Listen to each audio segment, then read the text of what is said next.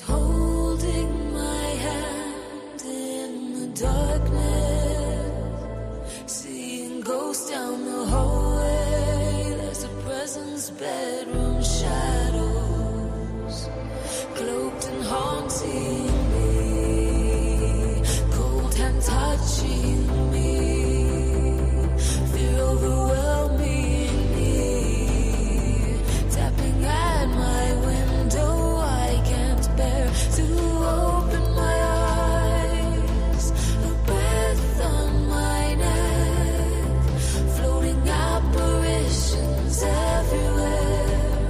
Go to sleep with the light on, I wake up paralyzed.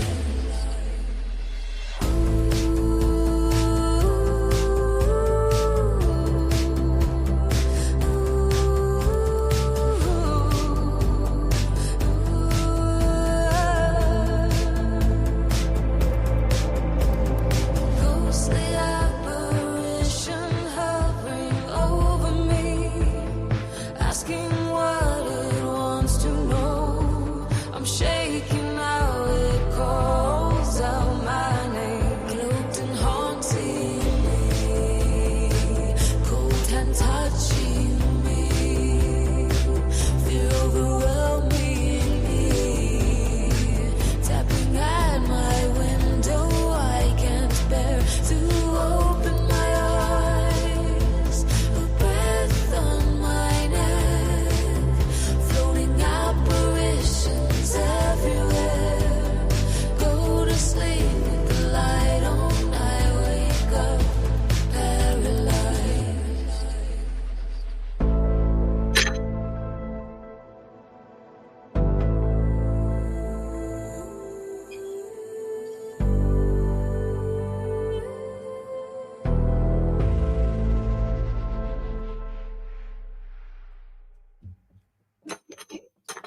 I'm manifesting through the pain.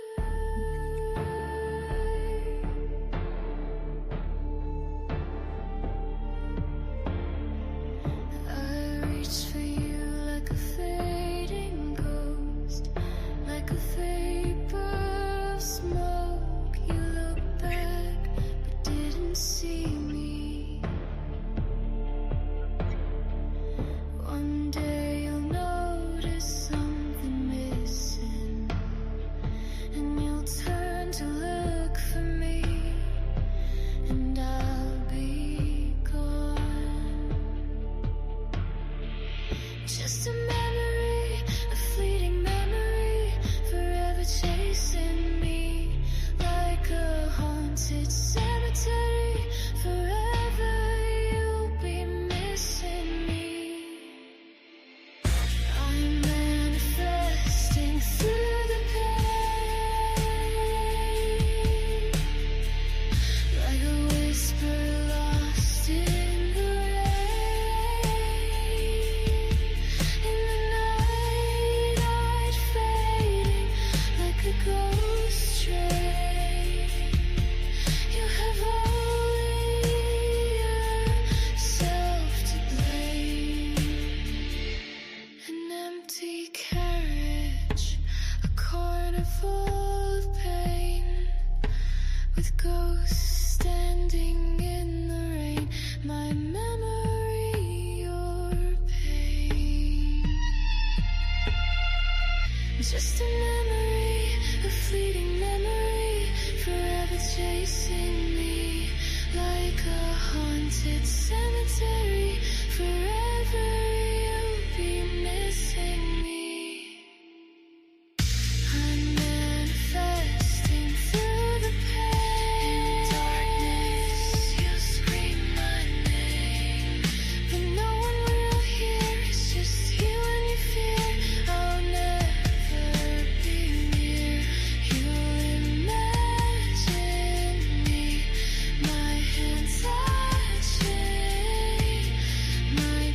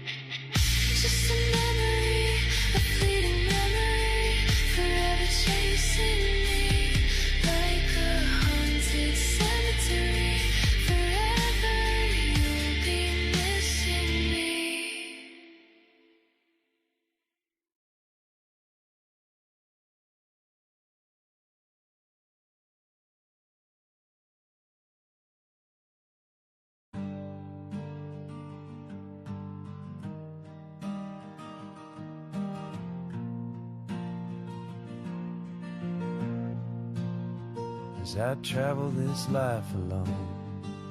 Two paths both unknown, for what already has this life shown. The first step I diverged from normalcy, no paper cut out life for me. I did it my way, not much more to say.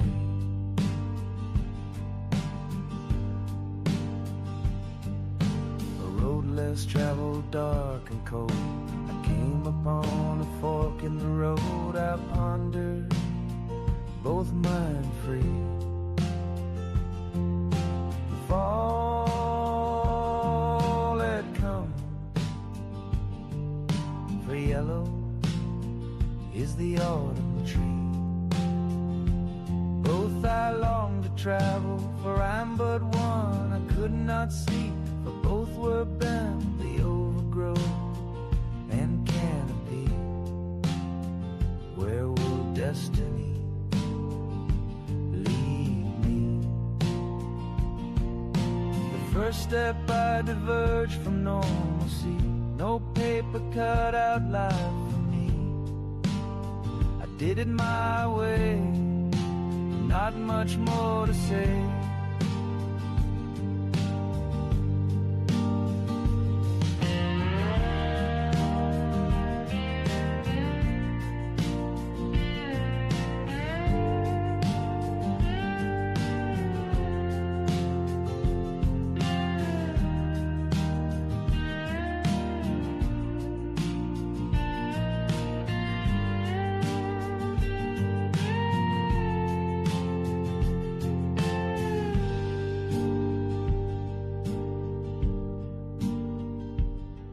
I began my journey on the road less traveled. Regret haunts me at times, looking back wondering where the other path myself would find. But both paths are traveled equally, for many take the zombie road to normalcy, and others seek individuality. From the wear on the trail it appears 50-50. With every footstep came pitfalls and risks, rewards and opportunities. Looking back, what did I really miss?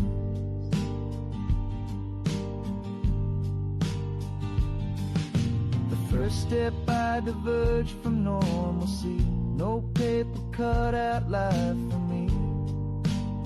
I did it my way, not much more to say.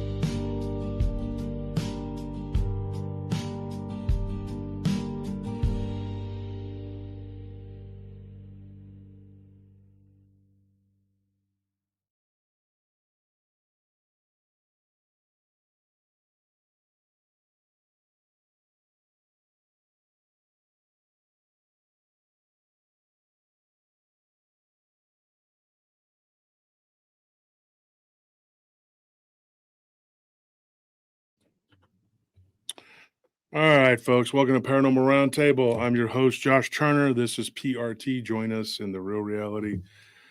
Oh,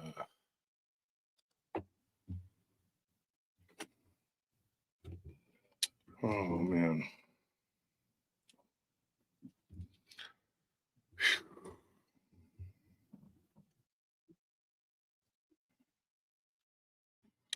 Dale says peace in the Middle East. Oh, if that was true, man. I have a prediction about that, but I'm going to save it. I don't want to be pessimistic, but I don't think that's going to last. And if I said what I really think, I bet people are going to flip out and go, "Oh, I don't want to hear this guy. You know, I don't want to go to hell." Or, you know, Yeah. Sunday school told me that. That's what they told me. I believe it. I'm 70 and I believe it. So I've been a Pastor fool Jim for- Bob told me. I've been a fool for 65 years and I'm going to stay a fool. How about that?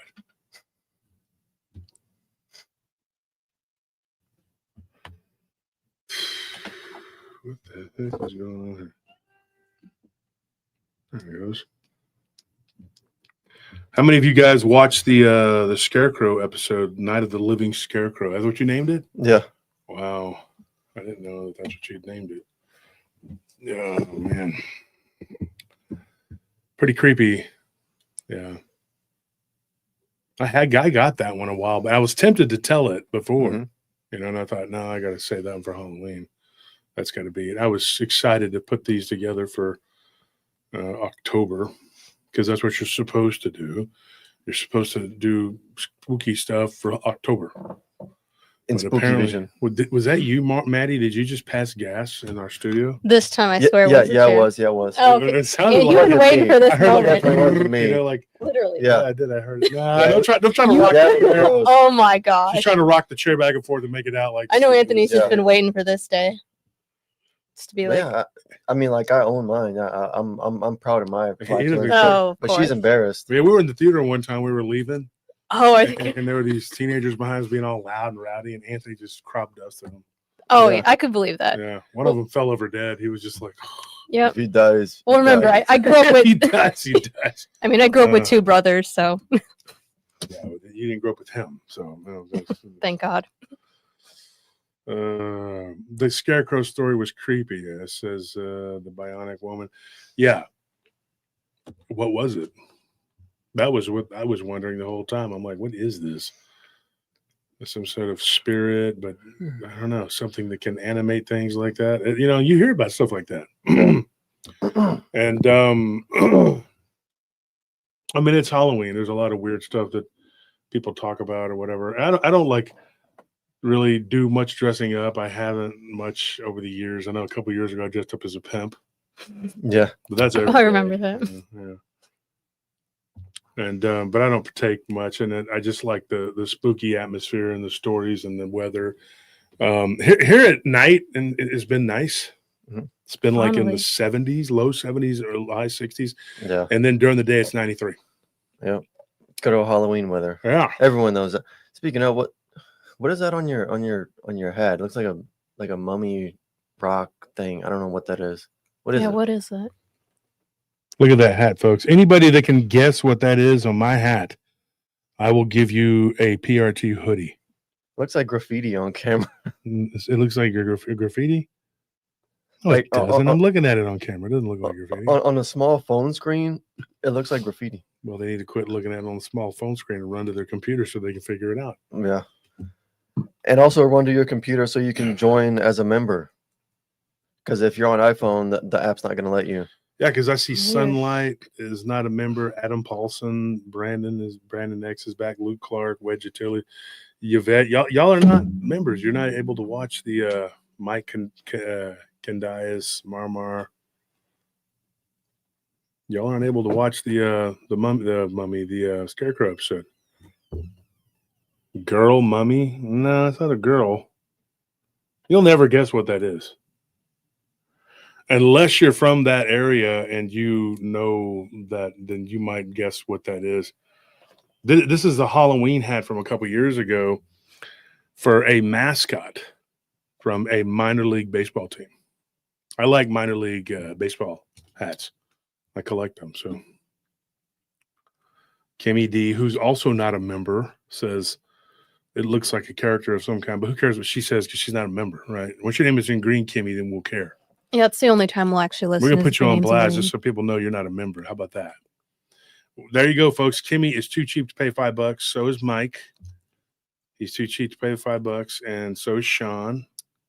Oh, look, T2E to the rescue. See, thank you, T2E. Stephen looking out. Dom says flying mummies. Kinda. Kimmy says, hey, be nice to me. I will. But that's all predicated on whether you're one of us or not. If you want to be one of us, you got to be a Patreon and a members only. Then we'll be nice. Then we'll talk. That's how we roll here at PRT. I'm just messing with you, Kimmy. We're just giving you a hard time. We don't care. We don't care if you choose to be ignorant. That's okay. Timothy Stanklin here says, oh, sorry, Shanklin. I couldn't tell because his name wasn't in green. Minor league Texas team. No, it's not a minor league Texas team. But you came close. Some people got it right about it's a shrimp. That's what I said. You would never guess what this is. That's a shrimp right there, folks. Look at it. He's actually, you see his little tail? Looks like they kind of put little legs on him or something at the bottom there, but they're called, this is no lie. This is the Jacksonville Jumbo Shrimp. Look them up. That's the name of their minor league team. Their minor league squad is the Jacksonville Jumbo Shrimp. Can you imagine that? I got a few of their hats. I got a few of their Jumbo Shrimp hats. Yeah. Yeah, Paul Pachura actually guessed it. Who did? Paul Pachura said Jacksonville Jumbo Shrimp. If you scroll up a He little. said I cheated.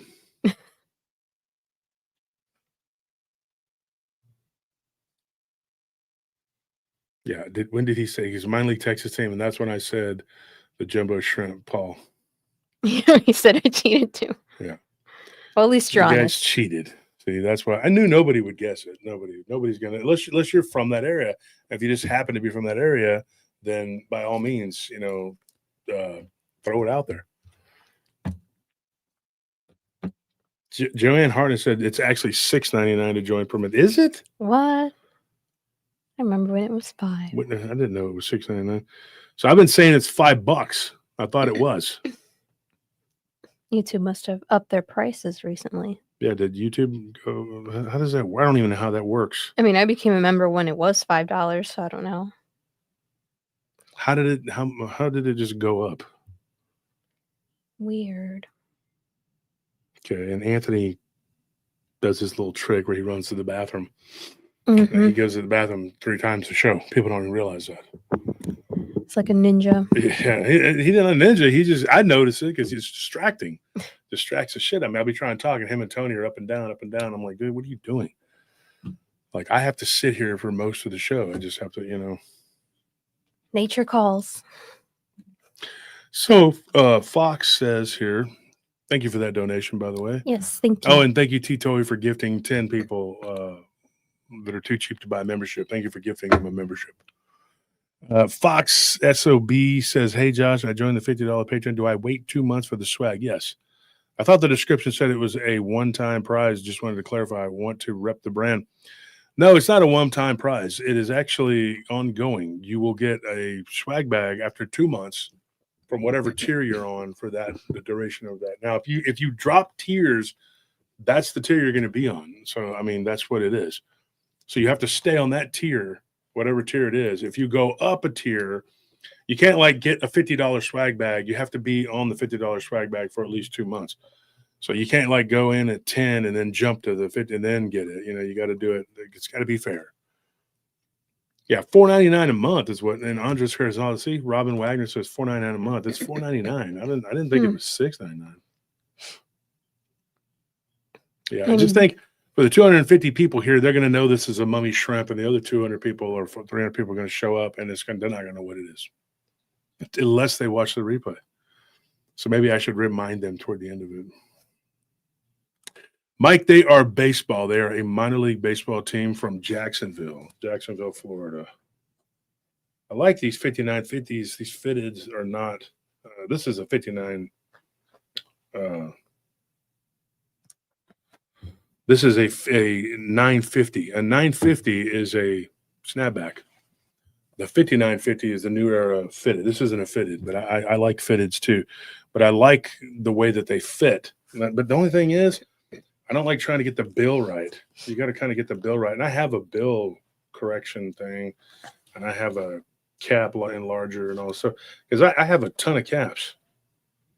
But the thing is, unlike some people who don't have hair and they wear them, and they'll wear hats that are way too small for their head, and they'll be like, "Good evening, folks. Welcome, stupid Pamela." And then they start talking about their whatever, and they got these little hats on their head that look like they're the Pope or they're Jewish or something, because the hat's so that small on their head. It's all. The only reason you know it's a cap is because it's got a little bit of a bill, and it's because they have potato bald heads.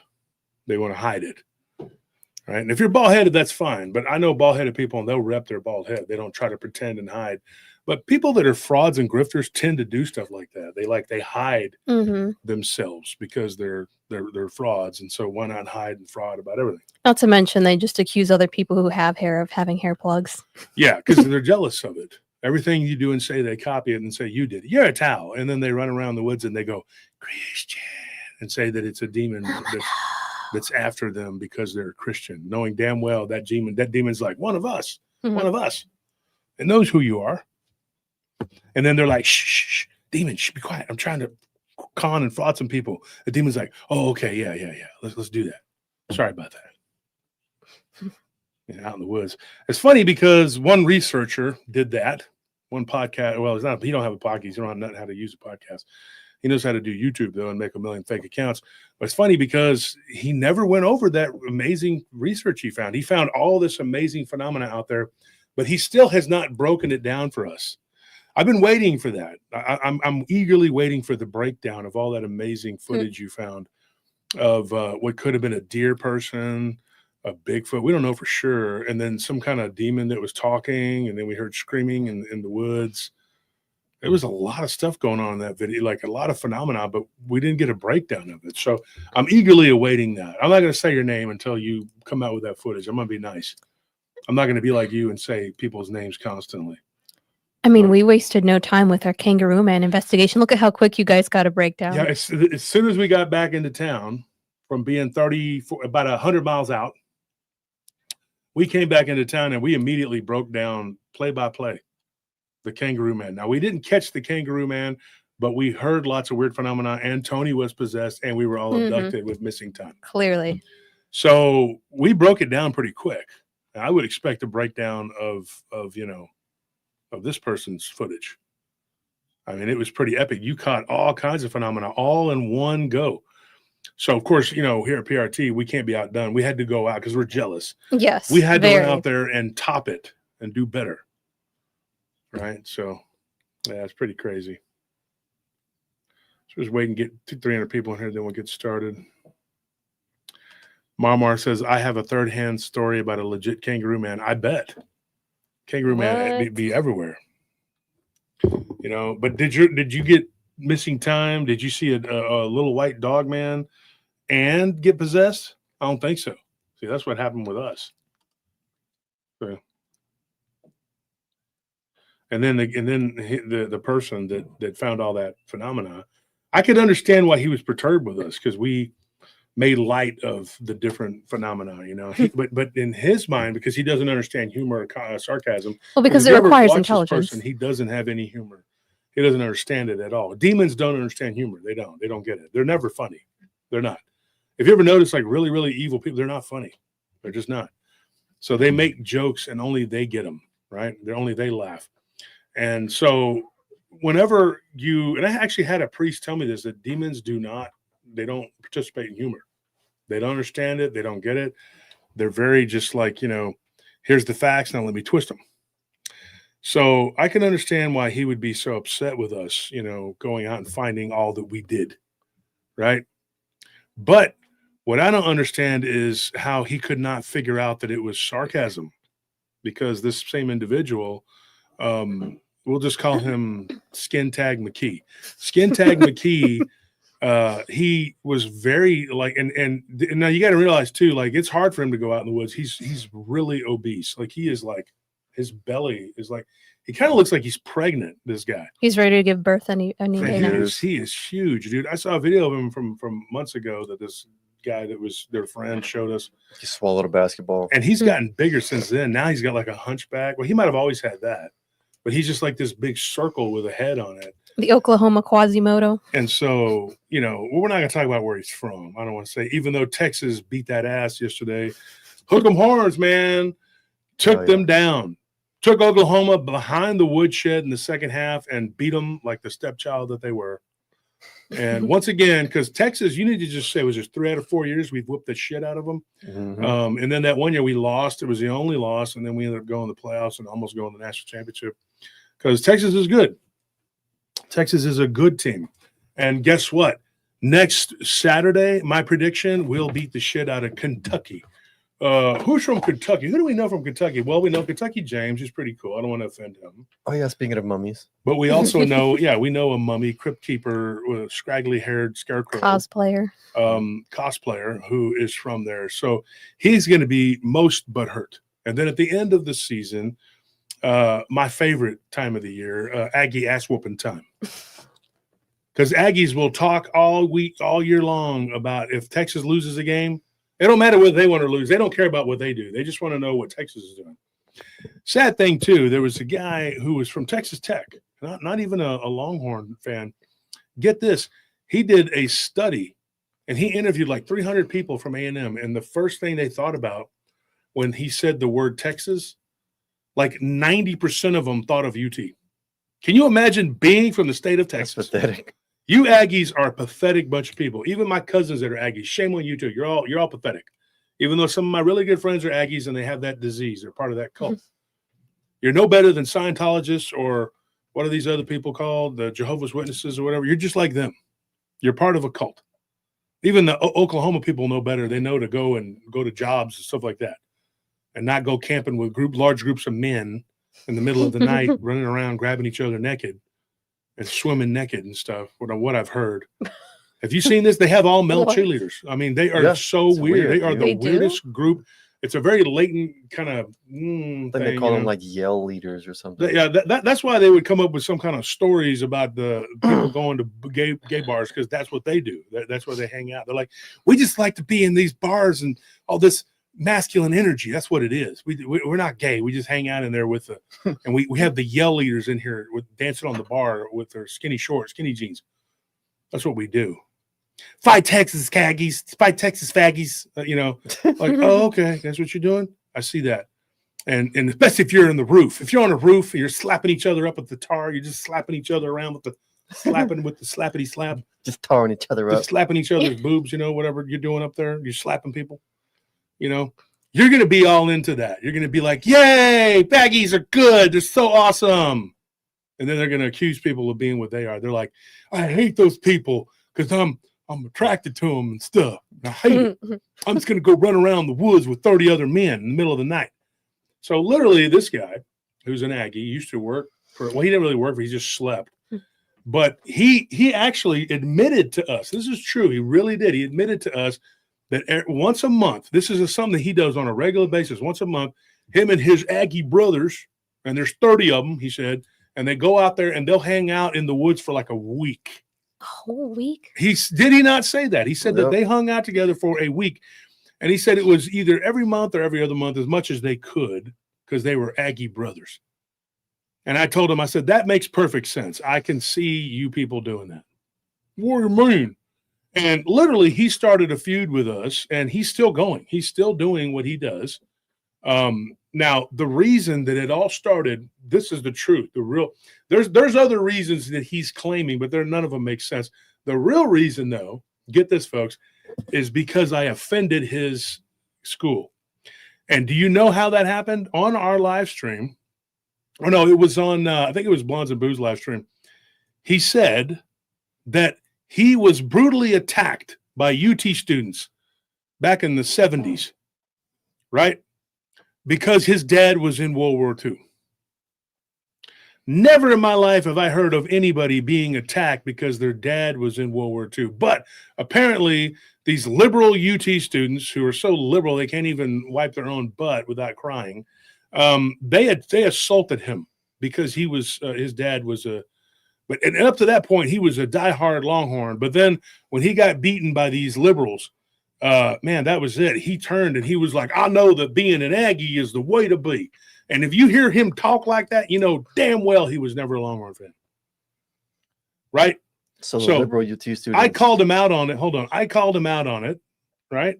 And he got so mad. And then after that, he just kept on and it never ended. He found one thing after another to fight with me about. But the truth is the truth. It started because I called him out and I was like, I don't want to say his name. We'll call him Kerry because that fits him more. I was like, Kerry the roofer. I was like, come on, man. You know that's a lie. That did not happen. Boy, he got so mad. He called me up and here was the call right here. He's like, oh, hey, this is the truth. This is not even really much of an exaggeration, just a little bit for a comedy, He goes, oh, I'm an Aggie my whole life, And I said, wait, your whole life? I thought this happened in your early 20s when you got beat savagely. No, well, that, because, I was really, he couldn't explain. He just kept doing this, Allah. I thought he was Muslim at that point. I said, Allah, olive cutter, whatever. I said, okay, whatever, dude. I'm just going to Allah cut you off right there. All right. I said, that was a lie. Why are you typing stuff like that? You're being antagonistic and you were trying to fight with somebody. No, I wasn't. I was telling the truth. I got attacked. He couldn't tell me the year or the date either. Another lie. And I said, so what's the deal here? You're attacked, brutally attacked by and you had to go get the cheerleaders, the male cheerleaders from A&M to help fight, or what? No, I didn't say all that. I just, I got attacked by the UT students because my dad was in World War II. I said, okay, I don't believe you. Goodbye. That led to a war. Next thing you know, I'm supporting anal knockies and all kinds of crazy stuff. And that's what happened, right? And now they're friends with this other guy. And he's like making videos over there. He's like, you know what's up, dude? And then I hate them so much because Maddie did not want to be with me. She did not go out with me. And you know what, guy? Because I'm fat. And so, you know what, though? Josh Turner, he's a fat boy. I don't like him.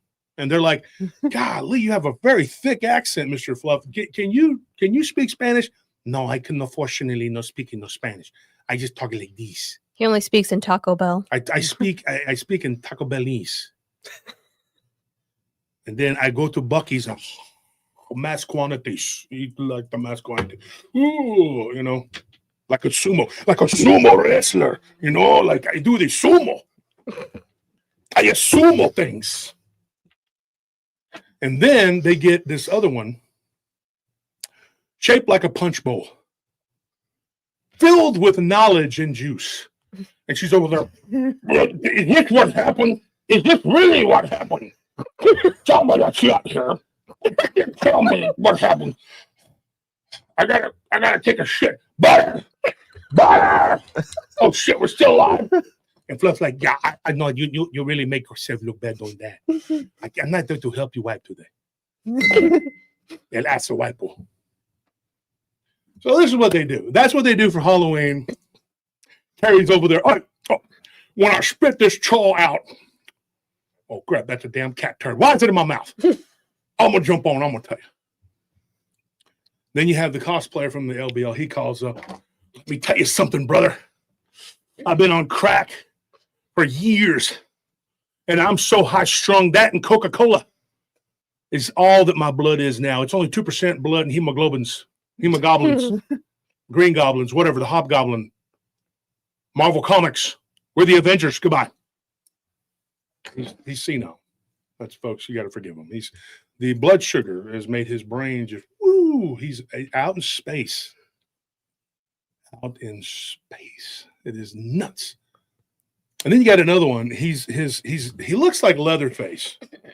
Now he's been harassing. I'm going to ask you this, Chris Geyer. I'm going to ask you this. I'm saying your real name because I'm asking you this as a favor. Please stop sending things to my nephew. He doesn't want to open the text that you're sending him. He doesn't want to see the nasty horror films that you're sending him. Yeah, I've got no interest in whatever that is. And Larry, don't call us, okay? You tried calling my nephew twice. Don't do that. Mm-hmm. Nobody has any interest in talking to y'all at all, okay? You've created a narrative. You've said what you said. You did what you did. Now the whirlwind, you reap it. You do what you do, right? That's what you get. Happy Halloween. But this is what you do when you don't do paranormal. You just troll paranormal. And their leader, the hairless Shrek, okay, the walking skin tag, all I got to say is 23-6, man. Boomer sooner. I don't think so. So congratulations from losing again, because that's what Oklahoma does, is lose to Texas. All right. So anyways, there you go. There you have it. There is my happy Halloween gift to them for this episode, right? You wanted to be, you won't make you famous. There you go. There it is. Right there. Right. And then don't forget, they also have a mascot. She is an Oni, a real live Oni, a Japanese Oni that runs around the woods, forest, whatever. They captured her. They brought her back. We'll call her Aina. Aina Otaga. And so she came to the States, she's like, what do I do? People are going to know that I'm an Oni. They're like, we're going to change your name. We're going to change it to Aina Otaga. We'll change it to Ortega. That's what we'll do. They'll never know it's you until you start typing. Then they're going to know you're a demon straight from hell. Should have listened. Yeah, you could have got that makeover. Sawed those tusks down, but you didn't do it. You had to keep on. right? So, anyways, folks, that's the people that are attacking us.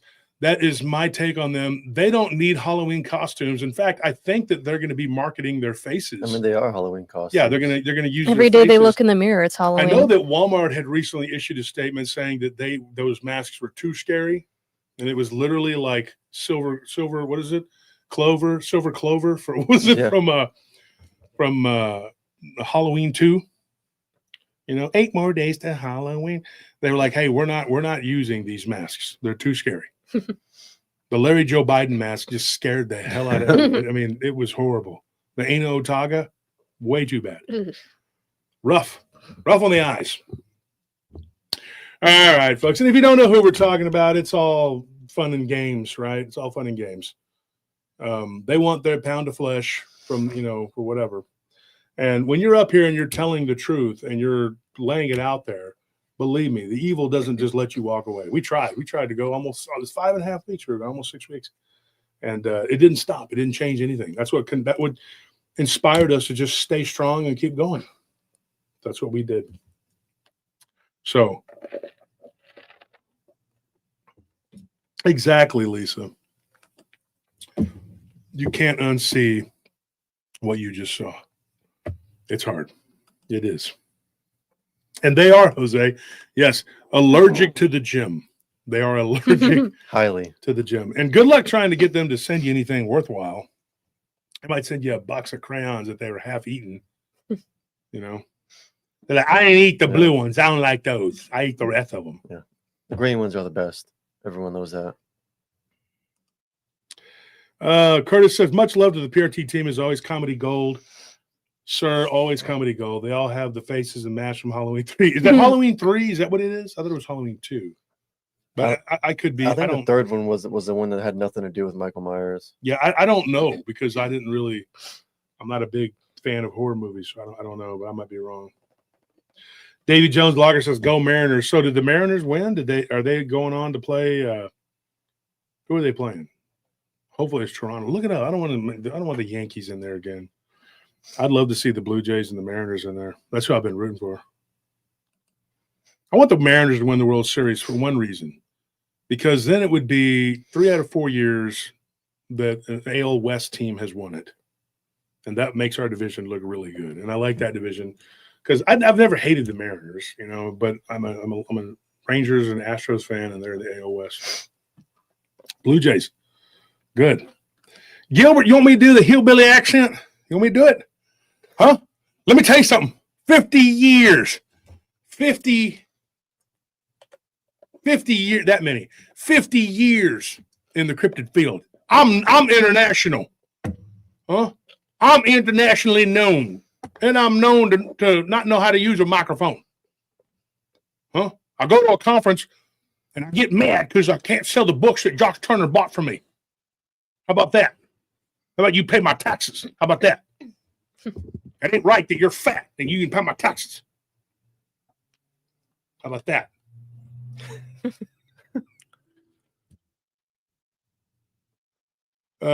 More clips that they can use for their little whatever. Take it and Jabba the Kool-Aid woman she can do it. Connie Chung. Connie Chong. Connie Chong. Connie Chonky. Connie Chonky. Connie Chonky. So this is what he said. That's horrible. She needs to. It would be so funny if she just had like a big turkey leg. And was just Oh my while gosh. she's talking Like Goro on Mortal Kombat. It'd be incredible. She's just like, more butter. These people haven't seen the inside of a gym. None of them work out. I bet after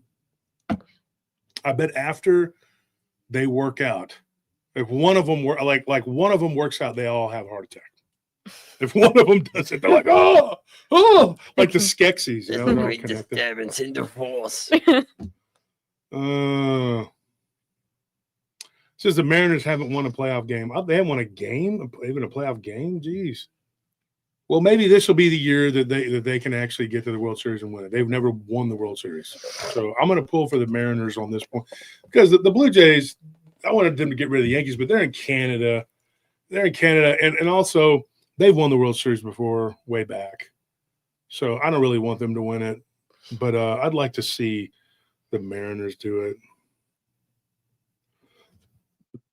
I'd like to see the Brewers and the Mariners. That'd be a good one. See one of them win it. All right. So, anyways, folks, let's get started here. We got 384 people in the chat. Here's what we're going to talk about. So I had a person that reached out to me. Started out like just a little short email. A woman named Ashley, and she says, my mother had a terrifying experience years ago. And she said that it was very disturbing to the point where she goes, my mother told me about it when I was a kid. She goes, and get this. She's like, I actually, look at my hair. Good grief. Look at that. They're going to make fun of it. Look at that. Look at that. Look at it. Look at it.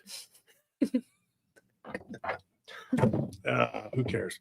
So she said, my mother had a terrifying experience when she was a child living in Abilene. Well, they didn't live in Abilene. They lived outside of Abilene, Texas, out in Northwest Texas. And she said that her mother was playing with her friend Barbara when they were kids. And there was a house right there on the edge of town. And nobody would go to that house. It was a spooky house. It was supposedly haunted. Now, her mother's 75 years old now. So when she was a child, this was a long time ago. It was just years ago. She said she was 6 years old and her friend Barbara was 5. So, no, she was 6 years old. Her friend Barbara's a year older than her. Her friend Barbara was 7. And they were having a get-together. They were in Abilene for a family get-together for Thanksgiving. Now, here's a weird thing. Have you noticed, like, there's a lot of people who have weird encounters around Thanksgiving? Yeah, that's true. Like, have you noticed that? It's so weird. I was looking at this the other day, and when I heard that, I was like, dude, this is crazy, man. Like, there's so many people who have had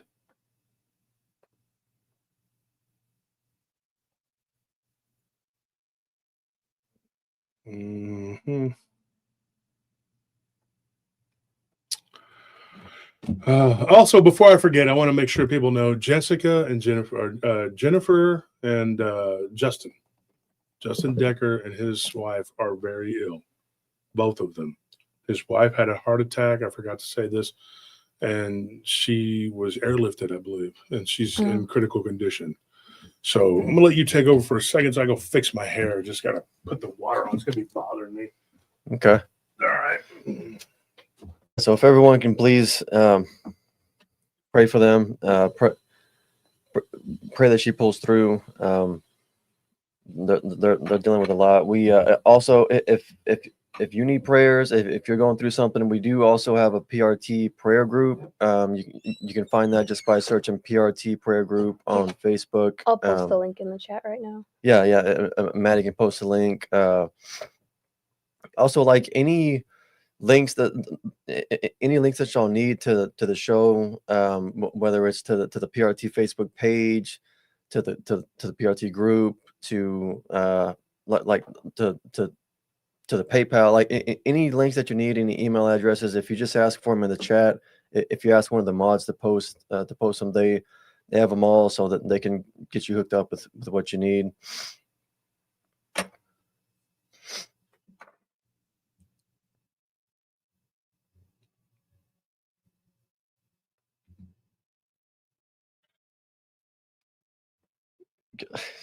Gilbert, what is super tragic Hispanic? What's tragic about me? I'm not dead yet, Gilbert. You got to wait until I die to talk like that. Yeah, body's not even cold yet, dude. Chill.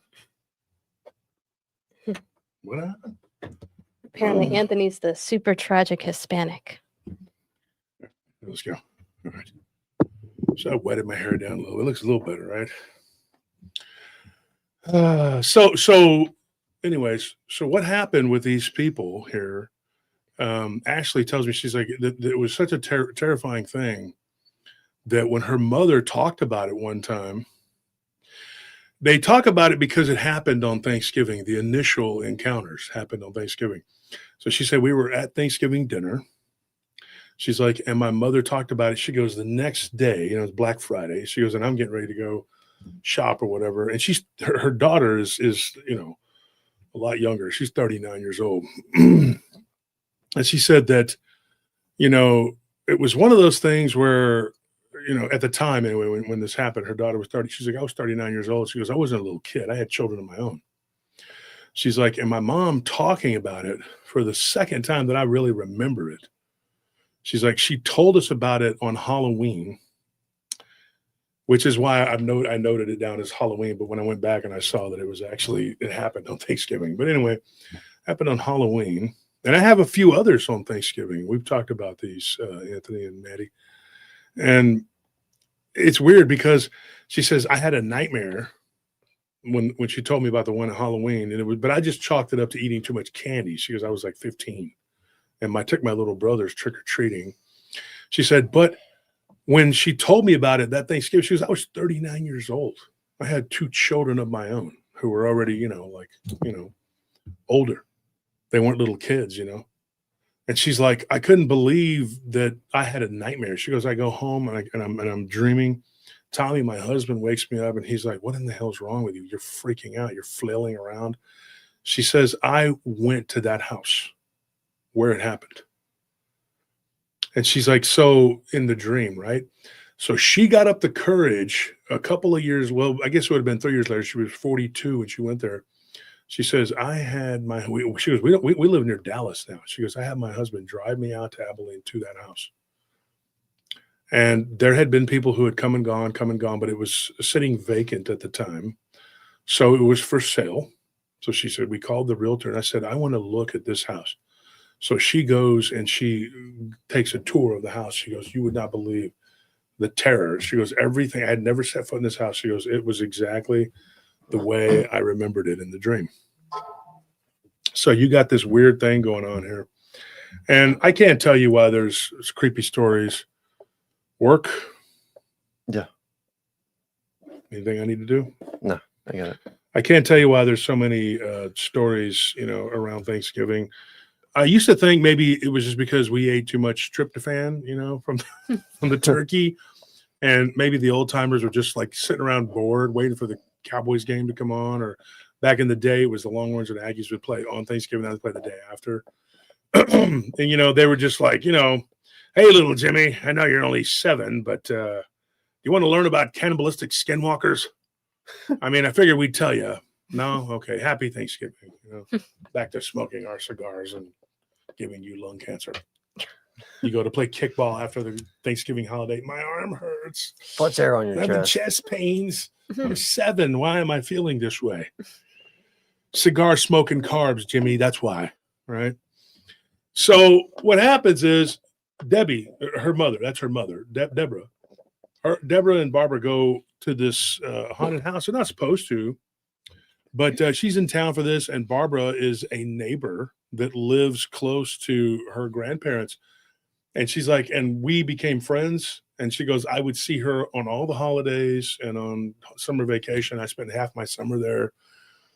She's like, I lived out in this area outside of, and this is a town I lived in very, very briefly. When I think I was a baby. And we stayed out there for like 2 months or something during my dad farmed on it. Because my dad he knows how to farm. Funny, you probably can't imagine my dad driving a tractor or a combine, but he does. He would farm. So it was Mundy, Texas, right outside of Abilene. And we stayed there like very briefly when I was little. And then we moved to Weinert, Texas, and then to Haskell. We just kept moving closer and closer to Abilene. But I don't remember it. I was so small. I was a baby. And so anyway, that's where these people lived. Was right, well, not there, but they lived outside of there, And she said we were poor, very poor people. And so I talked to Ashley, and she told me her story. But I said, hey, I'd really like to talk to your mother and get her version of events of this. So I did. She's 75 years old, and she has cancer, and she is recovering. She's a tough old bird, and she's actually it's in remission. 75 years old. Oh, awesome. So kudos to her. So she tells me, she says, this thing that I'm going to tell you, hang on, let me get a drink here.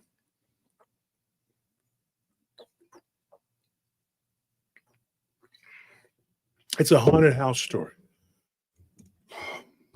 And let me tell you, Man, these things right here, so gritty. These are so good. They're like, they put avocado and all kinds of other like greens in it, but it gets in your throat. So she says, I'm going to tell you this story. She's like, I don't look at it as a haunted house story. I look at it as my haunted life. She's like, and I don't, she goes, and this is from a generation that does remember their childhood. The boomers, like them and the generation before, you talk to them and they would remember, like, I remember talking to my grandparents, would have been the generation before these people. And they would talk about their childhood like they remembered every aspect of it. My grandmother told me her earliest memories were when she was 2 years old, right? The boomers will have the same thing. You'll talk to them. And I was with my business partner. We were driving to a funeral, and we were driving out to West Texas. And it was one of our field captains, a really good guy, worked with us for years, like several years. And he was telling me about his childhood. And he was talking about being 3 or 4. And I told him, I said, and we started talking about his kids, who are a little bit younger than me. They're not a lot. They're several years, but not a whole lot. And they remember their childhood up to a degree. And I told him, I said, but then if you go beyond them, a lot of people don't remember their childhood. And we've talked about that on the show. And I think there's reasons why. A lot of people have their reasons. I have mine. But this incident here, she's like, we were playing, and she came up and knocked on the door. There was a bunch of kids there. She goes, and I didn't get along with most of my cousins. She goes, most of my cousins were boys. There were only 4 girls, and there was like literally 16 boys. She goes, my family just produced a lot of boys. So it was all the boys playing, and the girls, I was the youngest of the girls, and they were doing their own thing playing with the boys. She's like, so I was kind of like the odd man out every time, odd woman out, whatever. So she's like, I met this girl a couple years before when I was like 4, she was 5, and we just became friends. They lived catty corner from my grandmother right there in Abilene. And so back then, it wasn't a big deal. You could just go and play. She's like, I was 6 years old and I knew how to ride a bike. And my cousin Missy said, you could ride my bike if you want. She's like 9, and she was just sitting on the porch, kind of just doing nothing. And she tried to get her to go. She says, hey, do you want to go with us? We're going to go explore something. Her friend Debbie said, we're going to go check this house out that's supposed to be haunted. And she said, and we went there at Halloween and we were throwing rocks at it. And we heard something scream. So we're going to go check it out. And it was her and her brother and her brother's friend or whatever that lived next door to them. So she says, no, I'm going to stay here. I'm not going to go. She's like, just very depressed, whatever. So she said, okay. So she took her bike and she said, and we all rode our bikes down there to the haunted house. It was only 2 blocks and then a street over. And then it was like right there by the edge of town. She says, now the house has now been torn. It's been torn down now. It hasn't been there in several years, but it was there for a long time. And it was literally one of the first houses that was built in that area. But it changed hands so many times and it got really dilapidated and remodeled and redone and everything. And I believe they said it predated the Civil War. It was like in the 1850s. So this is a really old house and it survived like many different people. I think it was 1845, something like that. Don't quote me, but I think that's what it was. Hey, Abe, how you doing? And so this Abe C is from Spiritual Encrypted Encounters. So this house, she's like, it was a humongous Victorian style house, very popular at that time. People would build those big, nice houses, and it belonged to a dentist or a doctor. She didn't know for sure, but they were, So she said, we all go to the house, and we put our bikes down. She goes, I remember it like it was yesterday. She's like, I was walking. This is a few months ago when she told me this story. But she did a very good job of retelling it. And at the time she was telling it, get this, she was in the hospital. She was in the hospital, and her daughter and her son were like, hey, this would be good for her. She needs something to do. She's very lazy. She don't want to get up and do nothing. Cancer, Excuses. Whatever. Yeah. So I was like, you're not lifting weights? Got to keep them on their toes. Barb, you're not lifting weights? You're just going to sit there and have cancer? No, that's what you think you're going to do? No, you're going to tell me your story, and you're going to do your sets. Are you doing your squats? You're just going to stop smoking now? What are you, a quitter? Because I'm here to pump you up. All right. That's what I'm doing. Hear me now and believe me later, huh? All right, little old lady with the cancer. No, well, cancer. I don't want that. No, work out so you're not fat. Work out. Hmm? Yeah. Don't be like Fluffy. Hmm? Don't do that. You'll be puffy. Don't do that. So she starts telling me this. She's like, she's at the hospital, and she's a very pleasant person to talk to. I really enjoyed my conversation with her. There's not many people I've had conversations with though that I'm just like, God, this person sucks. Like, because if it happens that way, you probably won't hear the story. You know, that's happened a few times. They're probably sitting there going like, yeah, he never told my story. Now you know why. And it's not everybody. I'm joking, but seriously. So she tells me, she says, I put my bike down. She's like, and I can tell you, it was a purple seat. The bike had like a purple seat. I remember it, everything. She's like, and I remember thinking, oh boy, something's going to happen. She's like, I wanted to scream and run away from that house. She's like, she called me Mr. Wolf. I had to correct her. I was like, just call me sir. And so she did. And so she says, good sir. And she did. She goes, I couldn't believe it. She goes, I put my bike down and I thought maybe I should just get on my cousin's bike and ride back to I'm scared. She turns around. There's Debbie. She goes, come with me. She's like, she put her hand out. She's like, so I'm just like, okay, put her hand out and ran. She's like, there were two boys with us. She's like, I only remember the one boy's name, Jonathan. I don't remember the other kid's name because when we turned around, he was the neighbor. He was gone.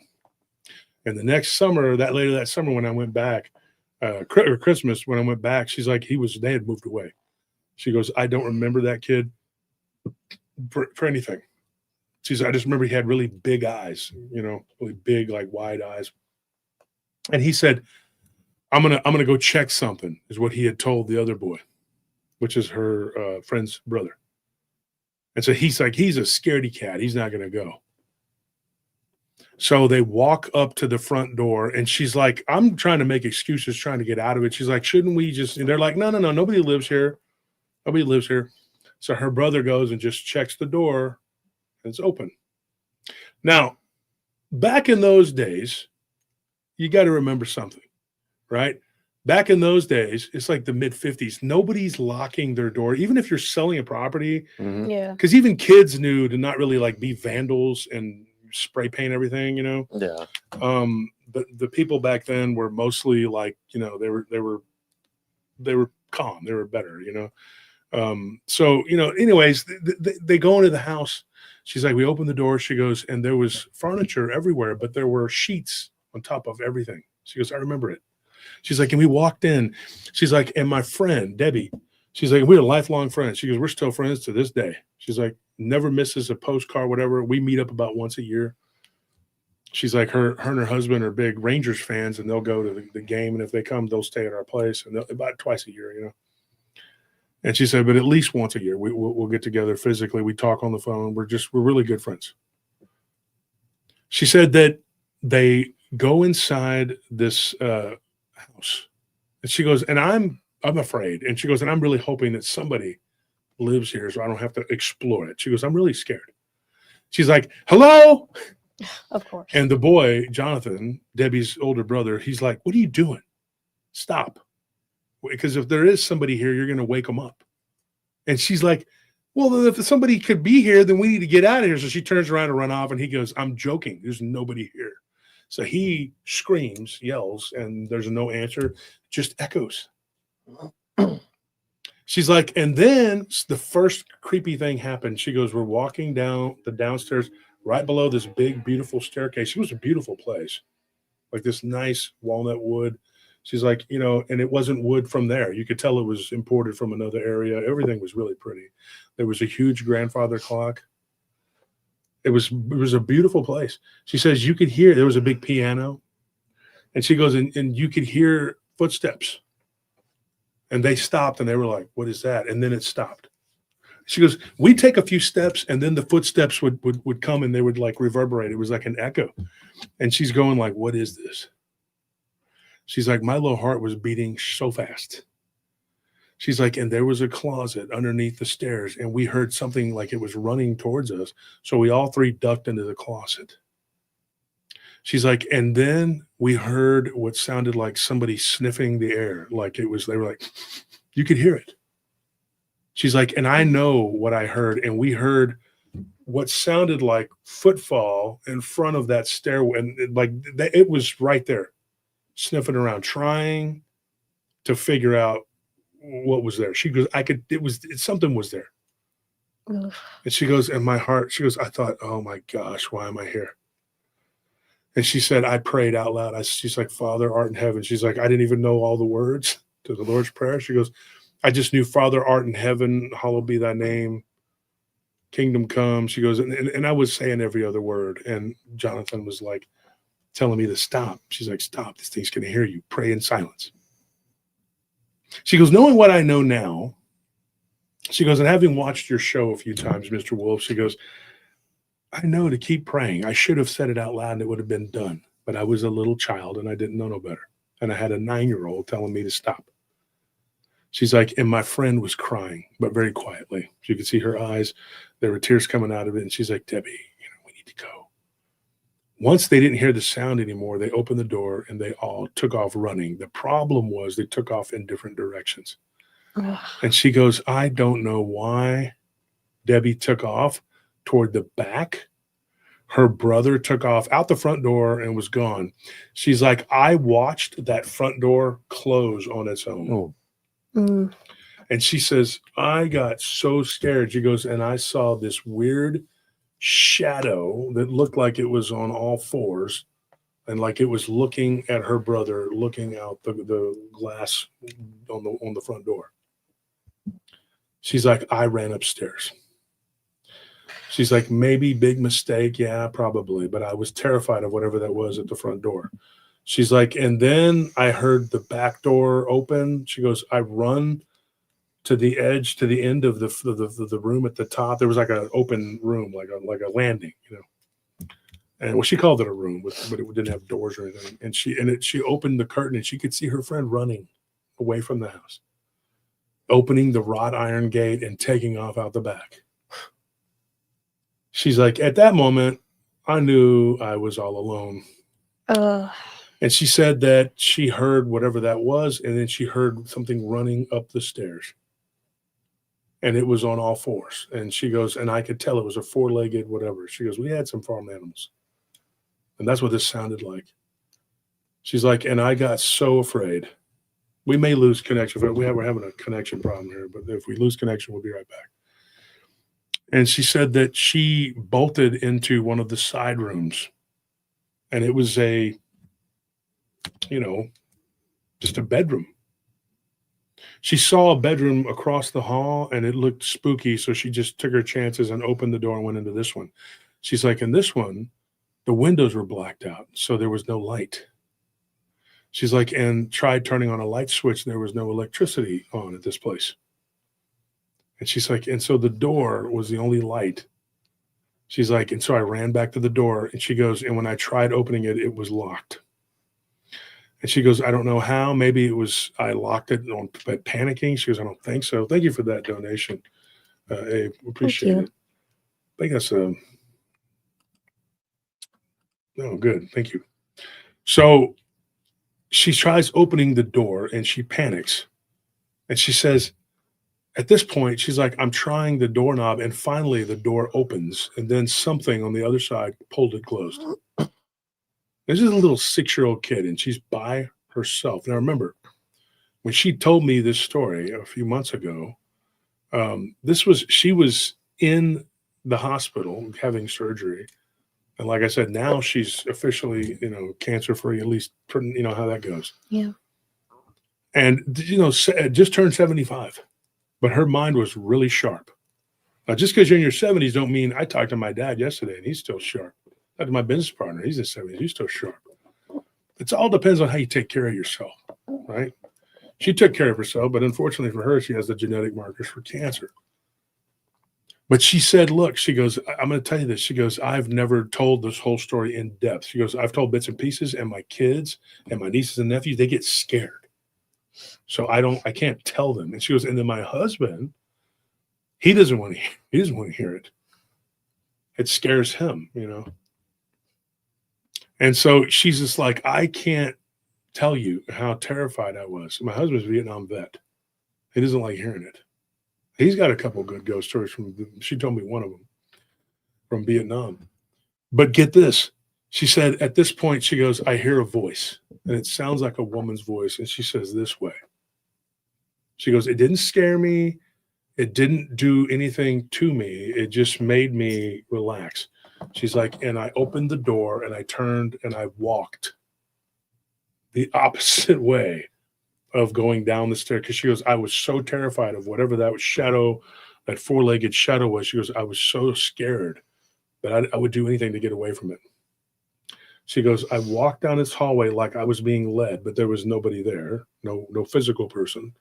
She's like, I go down to this back stairwell and it's kind of small and kind of dingy looking. I remember she goes, it was like bluish color, gray, whatever, bluish gray. She goes down the stairs and it kind of spirals. And then she comes out this door right there and goes out and she's outside. And then she runs and goes and jumps the fence, runs to the front. She goes to grab her cousin's bike because she has to, but she's terrified. She doesn't want to go back into the yard. She's like, I closed my eyes. She goes, and I counted to 3 and I opened the gate and I just ran over it. I tripped because she goes, I was so scared to even open my eyes. She's like, I tripped over the bike. She's like, and then I picked the bike up. I set it down. I get on it. And as I'm turning to push the bike off into the sidewalk, she goes, I see one of the curtains, which would be the den, like open, like somebody's looking out. And there was nobody there. She said, it scared me so bad. She's like, and then I rode my bike back to my cousin's and I gave her bike back. She goes, and I didn't realize how long it had been. It had been 2 hours. She said the time must have just slipped, She said it was crazy because she doesn't remember it being more than like maybe 15, 20 minutes. And there was Debbie. She comes out and she's freaked out and she's like, are you okay? I'm sorry I ran. I was scared. And she was crying. She said, when I got to the back door, something pulled my hair. And she goes, and then I look to my right and I see this girl standing there with no eyes in the kitchen. And her hair was just like disheveled and dirty. And she was barefoot and she was in a nightgown and she looked gray. She's like, it was like looking at something in black and white. That's what her friend told her. She said, so, that night they stayed the night at her granny's house. She had a big house too. But it wasn't haunted that she could remember. She just remembers a lot of good times there.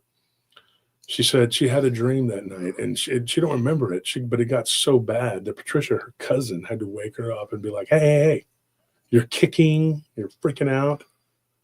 And her cousin Josie was like, he's a guy. He tells her, he's like, I'm going to spank you if you keep it up. He's like a 15-year-old. There's like this big disparity in ages. He's like, I'm going to give you a spanking to keep it up. So she got scared. She didn't want a spanking. So she went and she slept on the couch with one of her other cousins who was a boy about her age. And she says, and the rest of the night, I just sat there until daylight. She goes, and then the next day, my parents are like, well, we're headed back. We're going to go. We'll go back to Monday. And they left. She's like, we get back to where we live on this little farm out in the middle of nowhere. She's like, it's so bad. I know where this is. I've seen this place because when I was a baby, but we went shopping there a little bit when I was a child. And she said, Mr. Wolf, it's so flat there that if you see a tumbleweed a mile away, you think, oh, here comes a tumbleweed. It'll be here in 30 minutes or so. And depending on how hard the wind's blowing, you could see it that far away, right? And I said, yeah, it's all farmland over there. And she said that, there were a few trees where she was at. They had around the house, but then there was just farmland everywhere. And that her dad worked a few acres of his, and then he worked some of the neighbors' acres too. And then she said, we kind of clicked because I lived in Haskell. I told her about Haskell, and she says, yeah, we stayed in Haskell for a few years. And of course it was weird. She stayed there a few years, like in the 80s, like the year after I left. She stayed there, and actually not far from where I used to live, which is interesting. She stayed like 2 streets over from where I used to live, so Small world. But she tells me, she says, that part of Texas isn't real pretty. I said, no, it's not. But it's got a lot of heart, right? And there's a lot of creepy stories out of that area. The Haskell Rascal is one of them. I've told this story. Can we turn the AC? Yeah. I know Maddie's not one because she's so skinny. She's going to get real cold. But I actually have flesh on my bones. What is that? Well, it's like if you have your bones, like you, but you have like this cushioning around them. But it generates warmth, so you have to have something to cool you down. What's warmth? I'm from Chicago, so It's I the know what that opposite is. of what you are all the time. Let's put it that way. So what ends up happening? She's like, after about 2 weeks, she goes, everything's fine. I go to church. We're going to Sunday school. I'm praying. I had a good talk with my preacher. Of course, he was Baptist. That seems to be what mostly is out there is Baptist, and they're Baptist. And she said that we just went back to life like normal. She's like, and then it was Christmas time. And everybody's like, we're going out to Granny Shelton's house, blah, blah, blah, you know, and she's just like, she's like, I was one of my grandmother's favorite people. She's like, I would stay out there and I'd be out there in the summertime by myself when all the other grandkids had left. And I was the one that always wanted to stay. My brothers would go back home. My cousins would go back home. She's like, and I would stay. And my grandmother made it worth my while. She's like, we'd be in the garden, picking okra, watermelons, you name it. I remember my childhood was a lot like that too. We clicked on that part too. And she said, and we had a garden, and it was just something people did until recently when everybody decided to become, you know, dependent on Taco Bell for nutrients.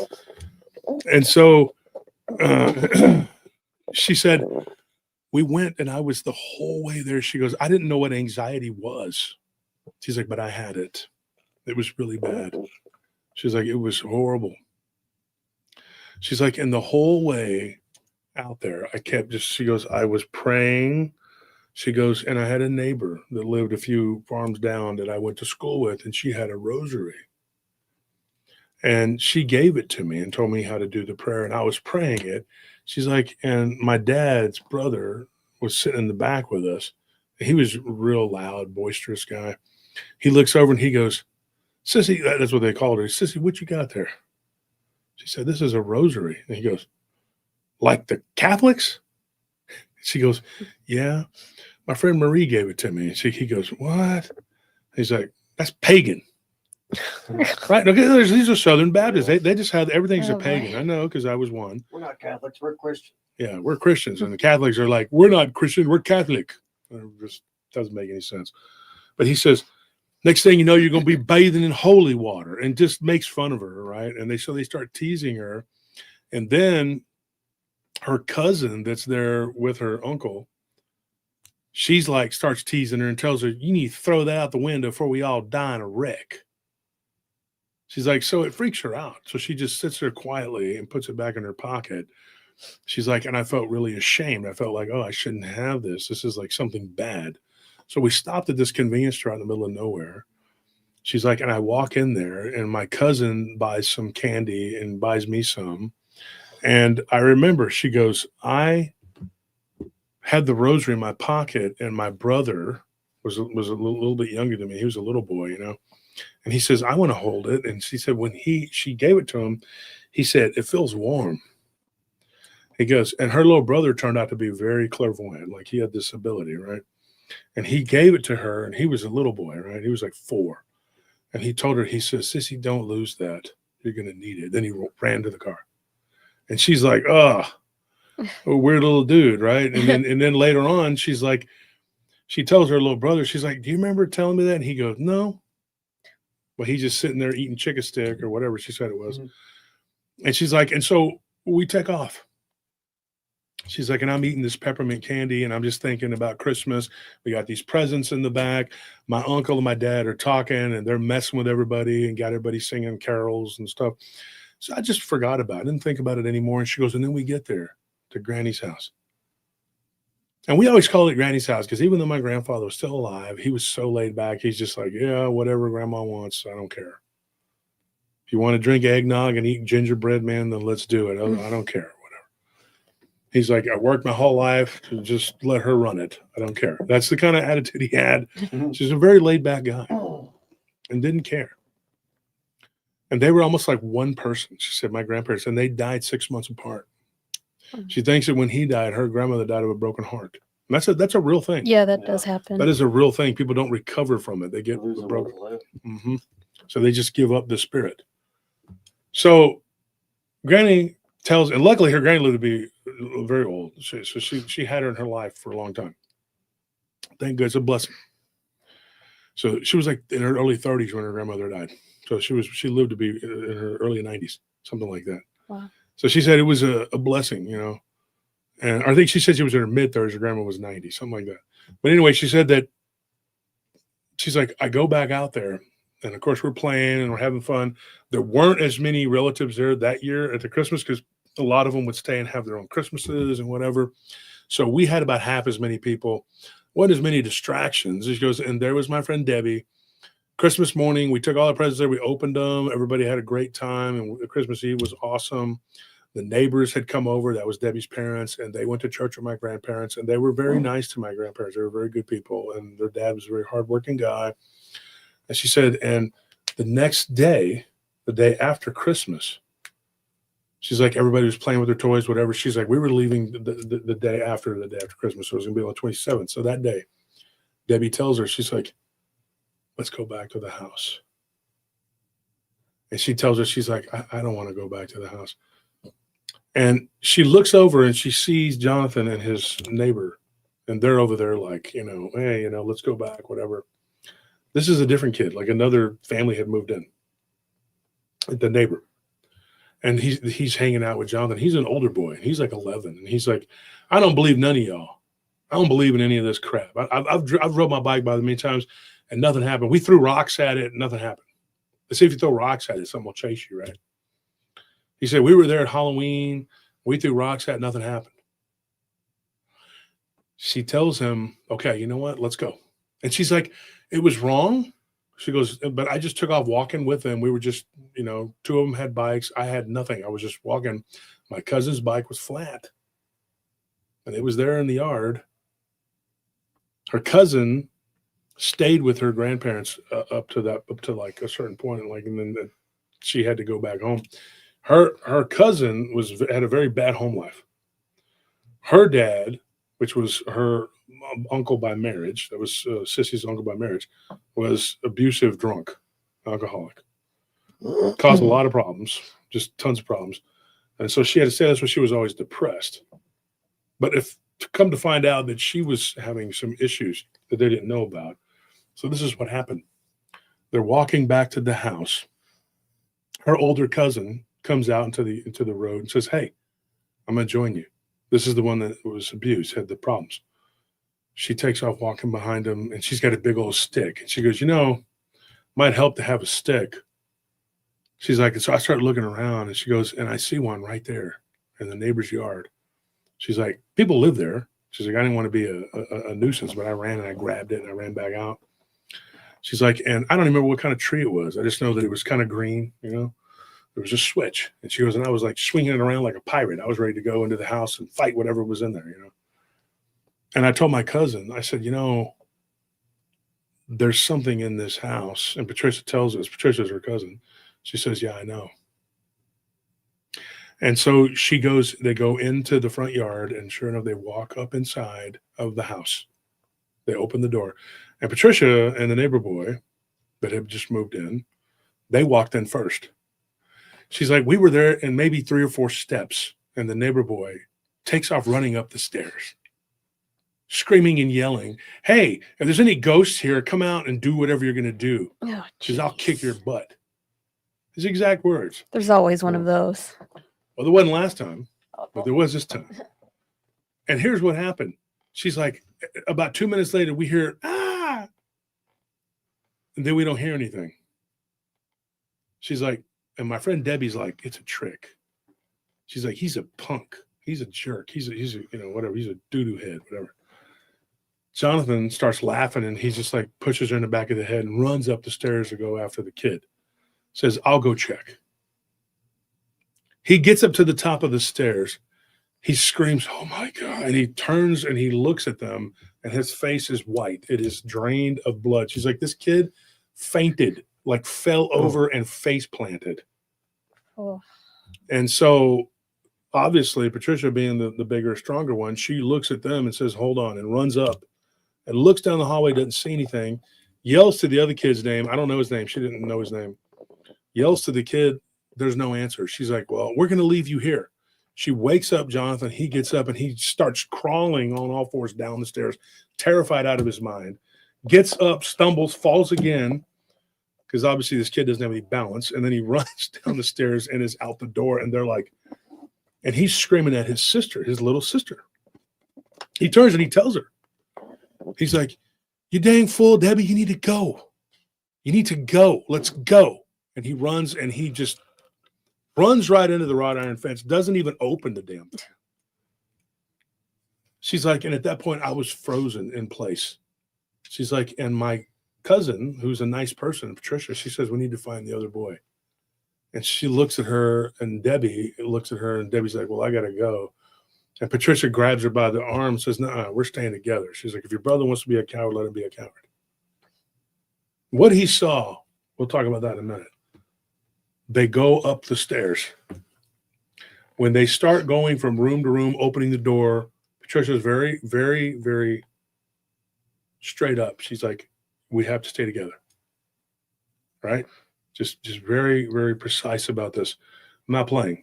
She's like, it was like, open the door, look, like army precision, She's like, we open each door. Patricia's like, don't. She's like, stay close to me. Hold my shirt. I don't want anybody getting separated. They find the servant's stairwell. That's what that was. Stairwell that she found that was out the door. That's a servant's quarter stairwell. They find that stairwell and they start going down it. They get down to the bottom. Still, at this point, she had never gone to the left of the house. She don't even know what's over there. She's like, I don't know what possessed me to do this, but there was this little table right there. And there were these two candle holders. She's like, and I grabbed one. She's like, I don't know why. And then she's like, and I just stuck it in my little jacket. And then we took off. She's like, and it was cold that day. It was cold. Northwest Texas gets pretty cold. It's in the plains, She's like, we walk outside. She's like, and then even though it was sunny, the wind was biting. It was cold. And I'm like, I'm cold. And then like, let's get out of here. So they left. They didn't see the kid. They don't know where he went or anything. Debbie went to her house. And this isn't like everybody had a cell phone. Hey, texting, are you okay? Whatever. No. They went back to their granny's house. About 8, 9 o'clock at night, well past dark, they hear open the door. And this kid, he's not home. They don't know where he's at. I think his name was Pete or something like that. But we'll call him that because I don't remember. She said his name and I can't remember. It was Pete, some of the P. Peter, but I don't think that's right. But she said the dad, Peter's like, my son was out playing with your kids and he hasn't come home.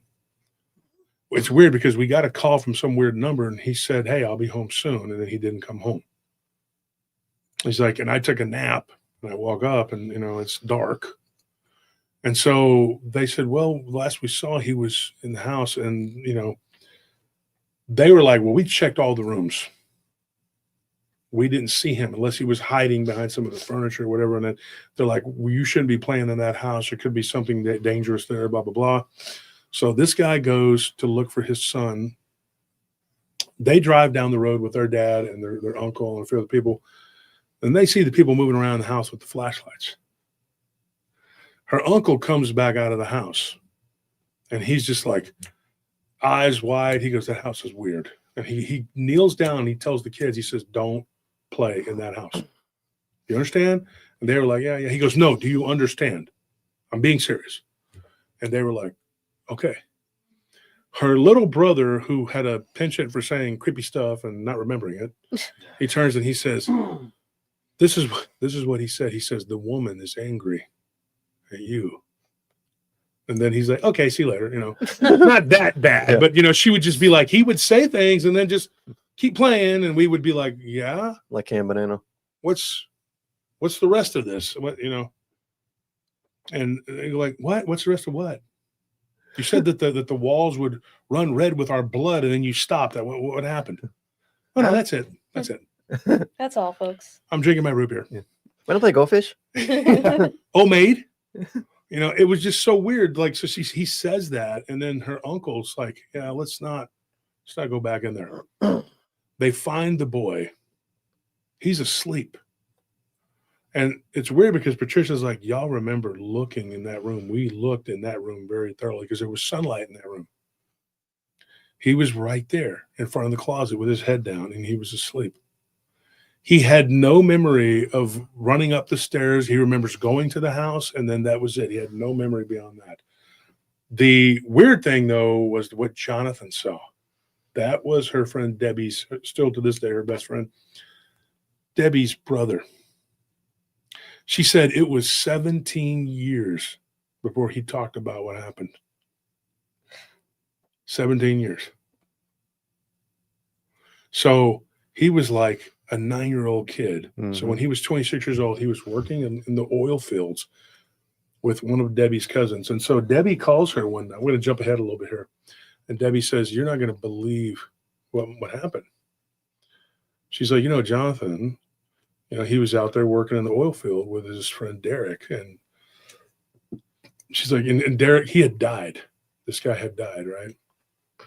And he had passed away. And she's like, but before he died, a few months before that, she's like, we had gone out there to visit him, and they would work, like stay out there, like live at like a camp, We'd gone out there and we were in that area, and we decided to go visit. We had some relatives out there, and we took him some food and some things. And Derek was out there, and he's playing his guitar. They went to school together, so this was somebody they knew. And she said that it was crazy. Derek says, why don't you tell the folks that ghost story of yours? And she was like kind of puzzled. Debbie was like, oh, what ghost story? It's been years since this had happened, right? And he said, oh, the one from the haunted house. He's like, yeah, I decided to tell the guys one night. So Debbie was intrigued. She's like, well, tell me. And he goes, I don't really want to talk about it. And I was drinking when I told it. So she wasn't perturbed. She called him. Back then, it was long distance. She goes, I called him long distance. I got him on the phone. I said, tell me what you saw. He's like, okay. She could hear him like knocking back whiskey while he's talking because he couldn't talk about it unless he was drunk. And he said, when I was running down the hallway, or when I got to the hallway, she's like, I saw my friend, Peter, standing there, our neighbor, running down the hallway. But what was weird about it was his head was backwards. Oh, man. God. And he had these black eyes. And as he was running down the hallway, the opposite direction, he was getting closer to me. It was really weird. He goes, and there was a mirror at the end of the hallway. She goes, yeah, I know the mirror. He's like, yeah. And in that mirror was this woman who was standing in front of it. But you could see like the image of her from behind, like over and over and over again in this mirror. Like there was multiple layers, like if you had two mirrors in front of each other, but there wasn't. He's like, and she had this mouth that was just black with all these jagged teeth. And she had these big, black, bugged out eyes.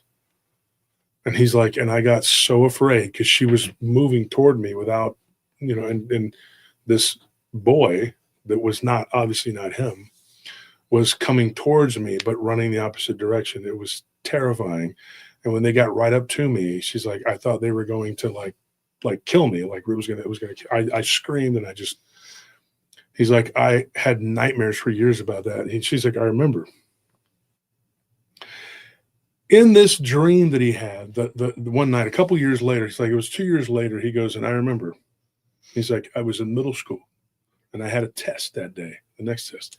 And get this, it was Texas history. I wouldn't have a nightmare about that. This kid ain't a real Texan, little punk. I'm joking. I'm joking. I don't know this guy. I did not talk to this guy, and I haven't. So I'm not gonna. I didn't talk to Debbie either. But Debbie tells me, says he had a test that next day, Texas history, and he was stressed out because he didn't study. He was irresponsible. That's why he ended up working in the oil fields. The money.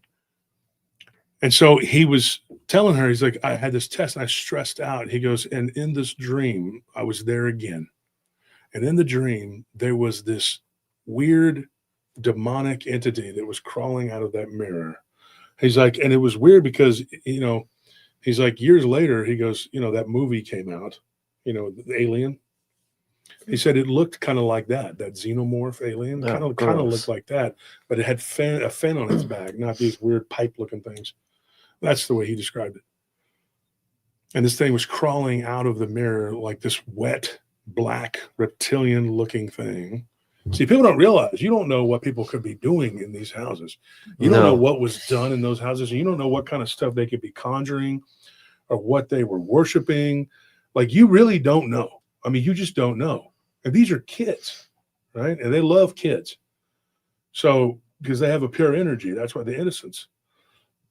That bastard Aleister Crowley talked about, using children, little boys in particular, him and those sickos, Jack Parsons and Ron Hubbard, yeah, buy his books. Yeah, sure. Let's buy his sick books.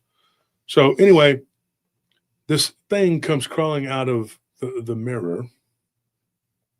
And he says, it was a dream, right? It was just a dream. But then there was this four-legged something that was running up the stairs. And I looked down and it's like a shadow. He's like, but it becomes more and more pronounced. And it's a dog. It's a dog. He's like, and I look and I said, it's like a German Shepherd mix of some kind. And he's real cool. He's just like wagging his tail and he gets closer to him and he lowers his body, kind of a sign of submission. And he licks my hand. And then he turns and he starts to growl and he runs at that being. And this entity crawls backwards really fast back into that mirror. Then the dog runs back to me and grabs me by my hand, not biting me, but slowly pulling me. And when I get to the front door, it like pushes me out the door. And then it looks out the window at me like to say, hey, goodbye. He's like, so the next day after school, he goes, I'm walking by the house. He's like, and I'm just playing with a stick. He's like, and I kid you not, I let go of the stick and it went into that yard. He goes, and I'm out in the street trying to avoid this house. He's like, and I see a dog, but I could see through the dog. And the dog runs up and grabs the stick and brings it to me. And then when it comes almost to me, the stick falls and there's no dog. This was not a dream. This was real. What's so weird about that, though, is that Debbie had an encounter with this spectral dog one time too. She was walking a couple of streets down on a Halloween about 3 years later, and she was walking with her little brother and her older brother. She had two brothers. She's like, and we were walking to like two houses down, and she goes, and this big black dog comes around the corner and comes at us. She's like, and from the alleyway, out of nowhere comes this big German Shepherd looking dog, not totally like a German Shepherd because his face was a little bit rounded, and it chases that black dog off and bites it, and the black dog runs and is yelping down the street like, They turn and they look and the dog is gone. And it matches the description of the dog that her brother Jonathan had seen. So they believe that you remember when they first went into the house? And they thought that there was something four-legged chasing them. Yeah. Yeah. And that there was something by the door. And it was like, they heard it sniffing. They think that's what that was a dog. So there is this spirit, like a ghost dog that's in that house.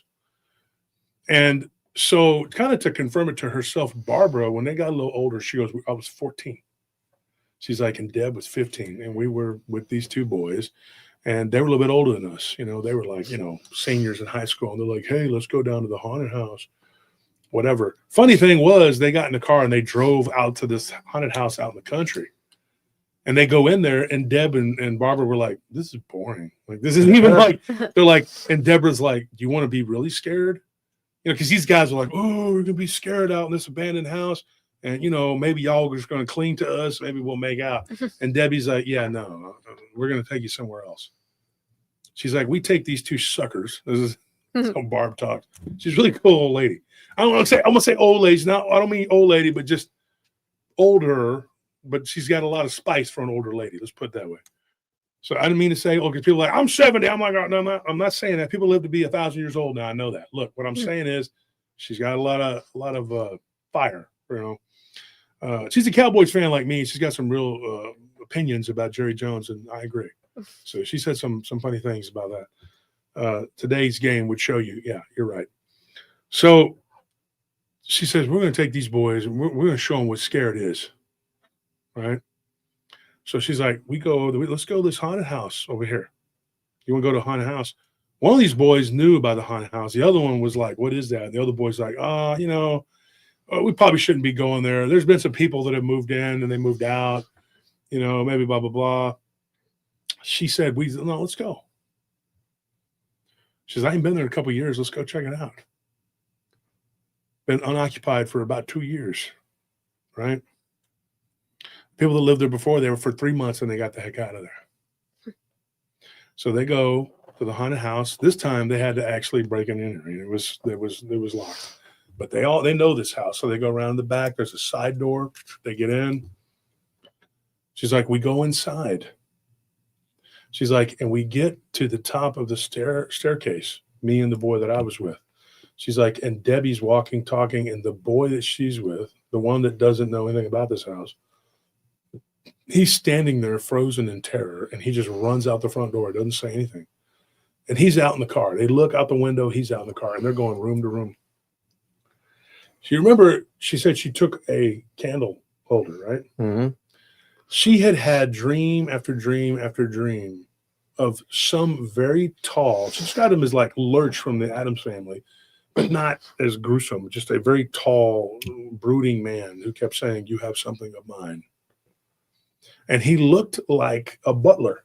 And that would make sense because that was the servants' area where that stairwell was. And that candlestick was Electricity had been added to that house in I think it was 1957. Somebody had moved in. They did some remodeling or whatever, and they had put electricity in there. So, yeah, when she was a little kid, that there was no electricity, but then they put electricity in there, and then they stayed for like a few months, and they were gone after they put all this money into it. Then they sold it to some people who never actually moved into it, and then they resold it, and it just kept changing hands. She said that we were standing at the stairwell, at the top of the stairs. She goes, and I see this guy standing at the end of the stairwell, all the way across this hallway. 3 bedrooms on this side, 3 bedrooms on the other side. There's 2-3 dens, and then like a big living room, a study, and a library. It's a very big house. She's like, and I look and I see down at the end of the hallway, there's this tall man. He's staring at me, like just kind of observing me, kind of like with his eyes closed, partially like he's trying to, see me. She's like, I knew what he wanted. And she's like, and he started walking toward me very quickly. She's like, and I got so afraid. She goes, I wanted to jump out the window. And I thought I had 2 people with me. I could hear them talking, but I didn't know where they were at. And I was like, I'm by myself with this guy. She's like, I didn't know what else to do. She goes, I knew that there was a dog that was in that house. And she goes, and that dog was it was a ghost. She goes, I know it was a ghost, but it could manifest and materialize. She's like, so I began to whistle. She's like, I began to whistle. I always could whistle really well. She goes, and I heard these footsteps. She goes, and I'm not making this up. She goes, Mr. Wolf, I heard it. She's like, and this dog, she goes, I couldn't see it, but there was a rug and I could see the rug move. She's like, and I knew that there was a dog there. I knew that there was a ghost. There was a dog. She's like, also, Debbie's mother had told me that the people who had lived there back in the mid-'60s, they were like very, very afraid of something that was panting and making noise and licking their feet. And I'm assuming that was the dog. That's what she said. So, imagine if you move into a house, though, you don't know that there's a friendly ghost dog there. And how many times maybe this has actually happened and people don't know this. They don't realize it. And there's something making noise. And then the next thing you know, they're seeing a dog looking thing moving around the shadows. And then it licks your feet. You're going to get up and probably run out in terror unless you're some kind of sociopath. I mean, if you're like Bundy, Gacy, or Dahmer, you're just like, oh, it's one of the people people under the floorboard. Just one of them again. Yeah. Can you imagine the Again. hauntings that were going on in their house? Good grief, dude! Waking up, somebody screaming, and they're just like, knock it off. Trying to sleep. Oh, It's really selfish to consider. Never should have unalived you. Such a nuisance. All right, I'm sorry, I guess. You ever seen a clown before? But so, these people, they were terrified. She said it was like in the early 60s. These people had moved in and they were terrified. So they left. They didn't stay there very long. She's like, but she was 15 years old when this happened. So this is a couple years after the people, I think it was like 1963, people had lived there, and then they were gone. She said, you could see that there was like children's toys and things, like they just left everything. wow. They just left. Like it was like, we're done eating. They left the dinner plates, everything. We're going to leave. And they just left. They left everything. People do that. They get terrified. She goes, but I see this like carpet move. And I could see it was like, you could hear it. It was like a dog. She's like, and my heart sank. I thought, man, this poor animal is probably trapped here. And then when she was looking kind of in the direction of where the dog would be, she couldn't see anything. But she noticed that the big, tall, weird guy was gone. And she said, and all the time I was there, I never saw any other thing. I didn't see anything but that shadow, which I'm now convinced was the dog and that weird, tall guy. She's like, the next summer when I came, I took that candle holder. She's like, and the house was locked and I didn't have the courage to break in and go by myself. I left it up on the porch, on the little table on the porch. She's like, and then a few weeks later, it was gone. So I don't know what happened. And she goes, and I quit having the dreams. But her friend, Debbie, she was with this guy. And they go back down the stairs and they hear this. And they look, and there is one of these, what looks like a croquet ball, falling down the stairs. And they look up, and there is this girl at the top of the stairs wearing this gown. She's got no feet. She's just there. And her hair is just down. And when she looks up at them, there's nothing but these big holes where her eyes should be, completely black. And she's like, my friend Debbie never went back into that house again. Her and her friend, that guy, who she ended up dating for a little while, ran out of that house and they never went back. The guy that was in the car, he didn't see anything. He was just scared. He's like, I didn't want to go in there. I felt scared as I felt like something touched my back. Ran out. She's like, and so that was it. She's like, I didn't have any more dealings with that house. She goes, but my daughter, when I told my daughter some of the stuff that had happened to me and my friends, she got terrified and had a nightmare. She's like, and then the little goober, is what she called her words, not mine. She's like, 39 years old, Thanksgiving. The next day, she has a terrified, we're going Black Friday shopping there in Arlington. She's like, or in Fort Worth, there was a big sale right there in Arlington. We live in between Fort Worth and Arlington. She's like, my daughter's like too sick to go. She's just like, Mom, I'm sick. I had a nightmares about that house. She's like, you never even been inside of it. Why are you, She's like, so we drive out there, right? I take her out there. My grandparents are gone. She's like, my uncle is living in the house. He's living there and he's got 4 kids, So we go out there to visit him. She's like, and we tell him, it was in the summertime, it was hot. And he's like, we want to go check out the haunted house. And my uncle's like, sure. Nobody's living there now. They're about to tear it down. And it was dilapidated, right? And there was signs everywhere, don't go inside. You could, whatever. And he goes, let's go down there. So they go walking down there, her and her sister. And they can't get in, it's locked. And her uncle's like, well, I'm not going to break in. But there was a sign in the yard that said for help, whatever, call, whatever. And so they couldn't get anybody to buy the house and live in it, to stay in it, because nobody wanted to stay in it. So they decided that they were just going to, the people that had it were just going to sell it and have it torn down. So they had planned on tearing it down if nobody wanted to buy it, renovate it. So they lied. They said, we're interested in this. We want to renovate this house. Maybe we're going to, So they sent the agent down there. The next day, they went over there and they all went inside of it. And they took a tour of it. She's like, and it was a lot scarier when I was younger. I remember it being a lot more.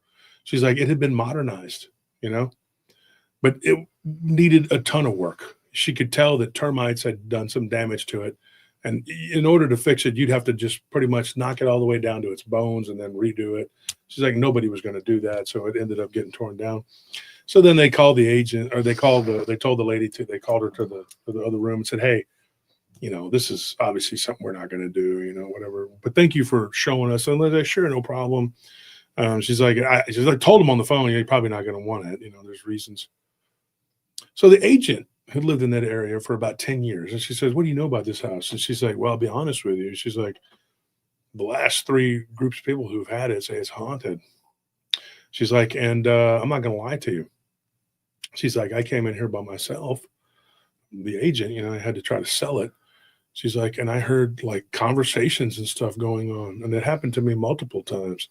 And I knew there was nobody in the house. She's like, and then what terrified me, she goes, I felt like paws push the back of my leg.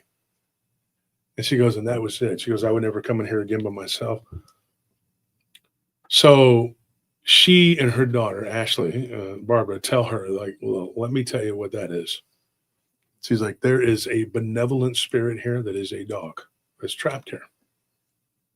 And I don't know how long it's been here or what the story is behind it, but he's a good dog and he's protective. He's probably, if he was trying to push you out, he's probably, because that's what she said, he's probably trying to protect you.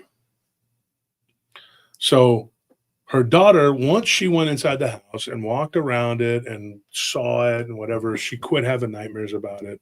And that was it. She didn't have any more like, oh, it's a spooky thing, whatever. But get this. And this is actually how we ended up talking to begin with.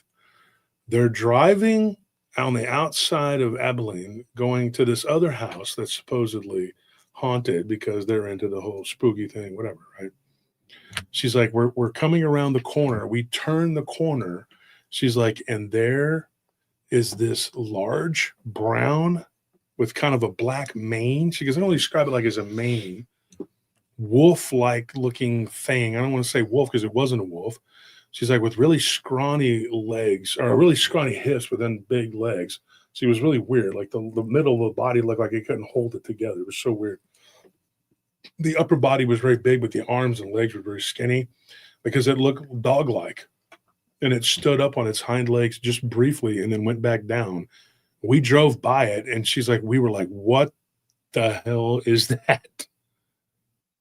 When they saw that, it was real brief. Her uncle, who was still living there, right? That's her cousin, whatever, not an uncle, but they call him uncle.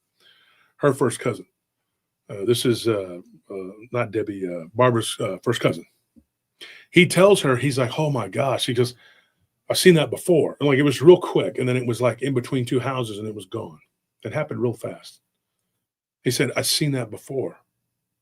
He said, I literally saw that thing like running around the corner between that haunted house and another house. He goes, and I could have swore I saw this German Shepherd looking dog in the yard, like barking at it. That's at that house, at the haunted house. Mm-hmm. He goes, I can't believe that. So her daughter's like freaking out. She's like, I don't want to see it. Her oldest son, he's like 16. He's like, I want to go back. I want to see it. And then her uncle's like, plus a U-turn, goes back and they're looking with a flashlight. They don't see it. But then when she talks to Debbie on the phone, Debbie tells her, do you remember when we were kids and we went trick-or-treating? Do you remember that? And she said, yeah, we were there. We were trick-or-treating, right? And she said, there was this, or she had told her about it when they were trick-or-treating. She says, remember I told you there was this black dog that came around the corner and tried to attack us? She's like, that's what it looked like, was like that. It looked like a werewolf. Not in the traditional sense like you would think of like a big tall, like people describe it, but it was like it was deformed or something. Like the arms got real skinny, like they looked like it wouldn't be able to support the body. Mm-hmm. And then it had these big oversized, what looked like paws that kind of looked like big hands that were slapping the ground. It didn't stand up like a man. She's like, but it looked weird, like it was deformed. She's like, and that weird dog that we think is a ghost came from that neighbor's yard and came across the other yard and attacked it and chased it off. Here's the weird thing. And this is, I'm not saying that this is what this is, but there's another piece to this puzzle. Debbie told Barbara, she goes, you remember when you had that candle holder? She says, yeah. Okay. Do you remember when you were supposed to put it back? She says, yeah. Well, you left it at my house for about 3 months. And I was too terrified to go up there by myself. She's like, because I was walking up the pavement to go and take that candle holder back. She's like, and I thought I saw the shadow of a man, a very, very tall man, the man that Barbara saw at the end of the hallway. She said that I saw this shadow and it looked like a man, but it started to turn into what looked like a wolf standing on its hind legs, like the shadow of a werewolf. Not like the thing that they saw that looked weird and kind of deformed with the skinny legs, arms, whatever, but like a shadow, like how a werewolf would look if you just saw the shadow. Think of what Nick Redfern describes in my book, or what Zane, my nephew, describes in the book. Yeah. Kind of like that. She said, I turned around, I ran back. She's like, and then that night I had a dream, and maybe because of what I saw, she goes, but there was this tapping on the glass. She's like, and I sat up it was a dream. She goes, it was a dream. And I walked over to the glass, and when I opened it, there was the creepy tall man.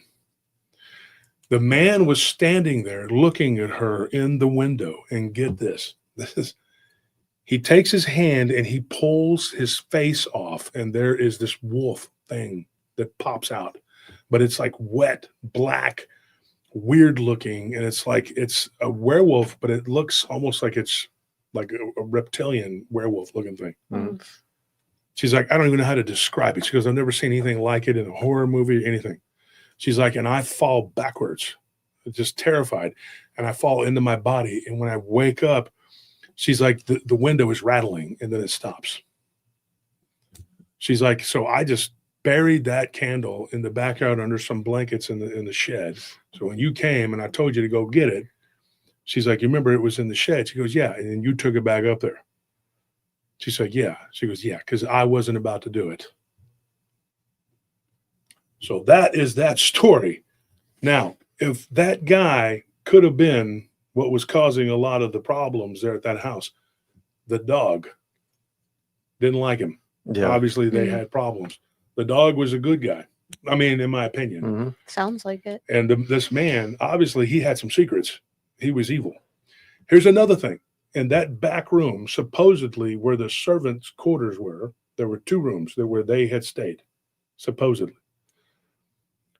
Debbie and Barbara saw this, and they said that in the back right there was this little room that kind of went back from the closet.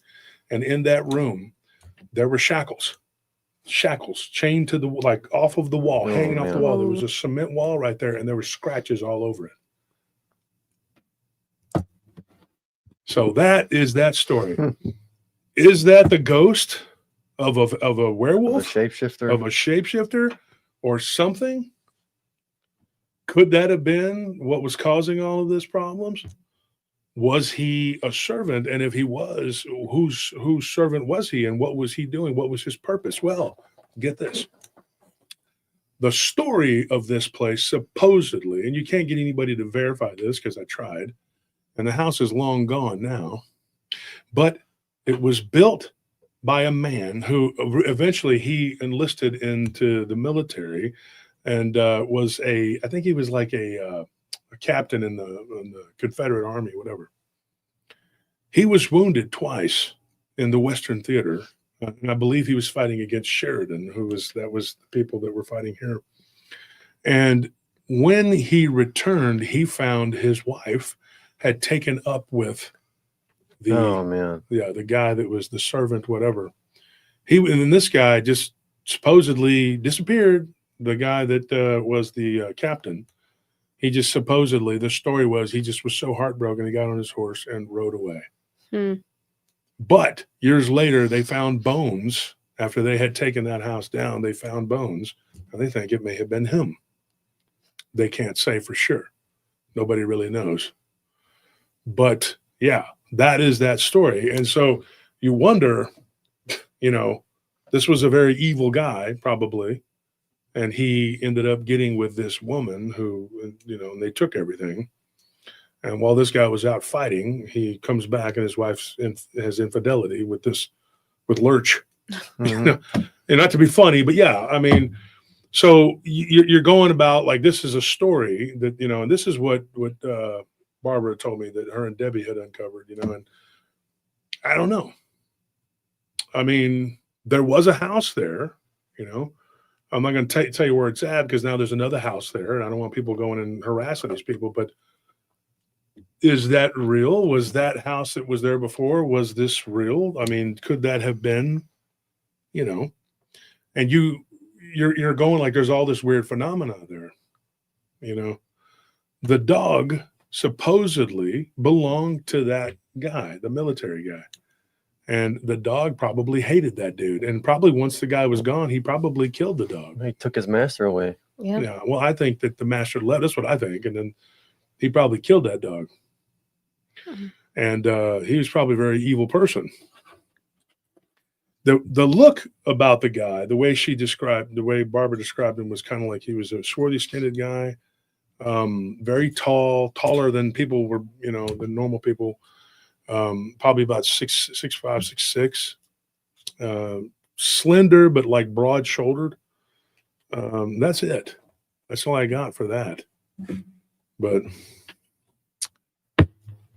so that is that.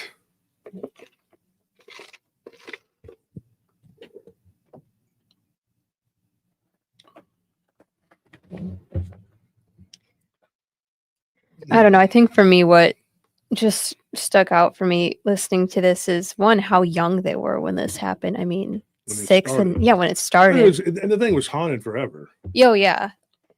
But I can't even imagine like being 6 years old, just like. Are your arms in your shirt? Yes, I'm cold. Okay. Let's not be Jeez. pretty chilly in here, people. But yeah, no, that and how they just kept going back. Like they throw a rock at this house and like, yeah, we heard a scream coming from inside. So you know what? We should go inside and explore. That's what I would do. And even after the first time with what happened, they're like, you know what? I don't think that wasn't enough. We got to go back. I don't know. Yeah, and when you stop and look at this encounter, and of course it's time to analyze this, and Anthony runs out. Yeah, how But convenient. he No. doesn't tell you, hey, I'll be back. He just said, I'll see you. When you stop and you analyze this encounter, and it was, and when she told me the story, like she, how people are. You've heard people tell it. Like you've heard people tell the stories. They'll jump around. And so Barbara had already kind of told me some of the ending and then went back and it was going back and forth. And so I said, let's go chronologically. But not everybody can do like Sean. Sean, Yeah. you'll hear about him next week. That dude told it straight up chronologically very well. That's why we had him on the show. But hats off to Barbara, though, for being sick in the hospital and telling me that story. And she wanted to get it out because she didn't know what was going to happen. The surgery was the last surgery she was going to have, and they were going to test her. And a couple days ago, she was cleared. So praise God. And it's a very creepy story. Yeah. And hats off to me for being able to tell it correctly. I just got to say that. I'm joking, folks. I'm joking. They're going to go, he was congratulating himself. Look at how evil he is. He's a terrible person. If there's any questions, guys.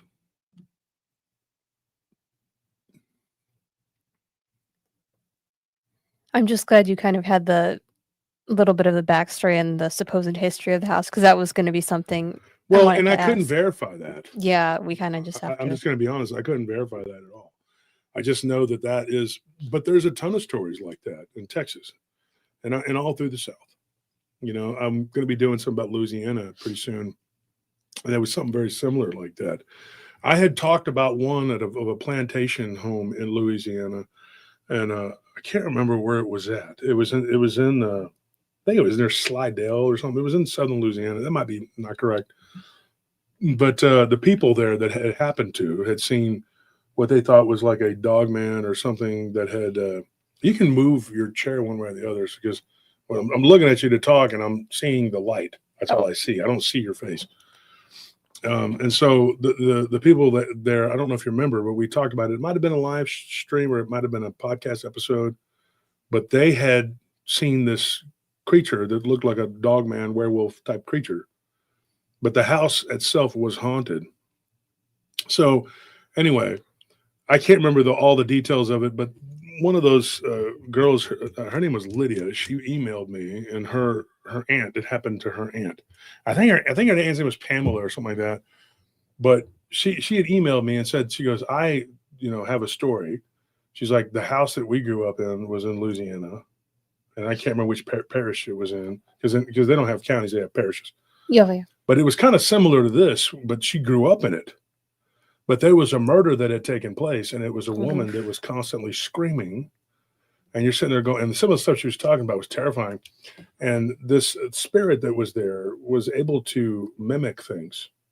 And they get this, they watched, I don't want to give it all away because it's crazy, but they were watching a horror movie one night. And then they started seeing the thing they saw in the horror movie because this thing watched it too, obviously. So it's a very creepy thing. You don't know what this guy was. What he was into, and who was the young girl. Oh yeah, I almost forgot about that. I don't know who she was. I don't know or what she was. She might have been a demon. It might have been the spirit of someone deceased that was murdered. I mean, there's all kinds of weird things that go on. And when you get these hauntings, the only one that we were really to like kind of figure was that the dog was benevolent. He was not. Yeah, it seems like he was kind of there to just protect anyone. And I say he, we don't even know it was. Oh yeah, well. But they were saying he, so like they thought it was like a male dog. Yeah. And I asked Debbie, Barbara said, "Why do you think that?" She says Debbie always said she thought it was because she got the energy from it, like he was a male, But that was it. She didn't know. What was the longest that anyone had lived there? Because it seems like no one ever really, stayed there very long. I think she told me that as far as she knew, the longest anyone had stayed there was like 2 years, which is not very long. No. But Kate, also, though, think about it. Would you be able to live in a house for 2 years that was like that? I mean, when you listen to just this encounter, this was just so brief for them, so I can't even imagine what people living there for, like that one family said was there 3 months, and then now you're saying the longest family there was 2 years. So imagine what it was like for them just being there all the time because, again, you live there. Well, the last family was 3 months. But that doesn't, the longest I think anybody stayed there that she told me, but I didn't actually didn't ask that question, so I can't answer it. But I remember I think she said that there was somebody that had lived there for a couple of years, but they were gone all the time. And they didn't just break in. They broke into it quite a bit because Barbara said that they were, always doing stuff, and she goes, and we would break into it. And we broke into it at one point. She said they broke into it, I think when she was like 19 and the house, people were living in it. Jeez. But they were those people that were always, they would be gone. So they would go and they would stay there, then they would leave again. And so, so you break in, you're like, oops, somebody lives here, maybe we shouldn't be in here, Yeah, no kidding. It's so, like, the house that completely traumatized us as children. We just can't stay away. Yeah, we just can't stop going into it. But, when I was a kid, I remember there was a house that we lived next door to in Wynard, and we went and messed with it, because there were people that would be there very briefly, then they would leave. It wasn't for sale or lease, and nobody was hardly ever there. So we were always trying to get into it. And then there was a well there, and my dad whooped my ass for playing it near that well, which is for good reasons. Yeah. Because if you fall into that well, a well. So what is that? What? Well, what do you mean what?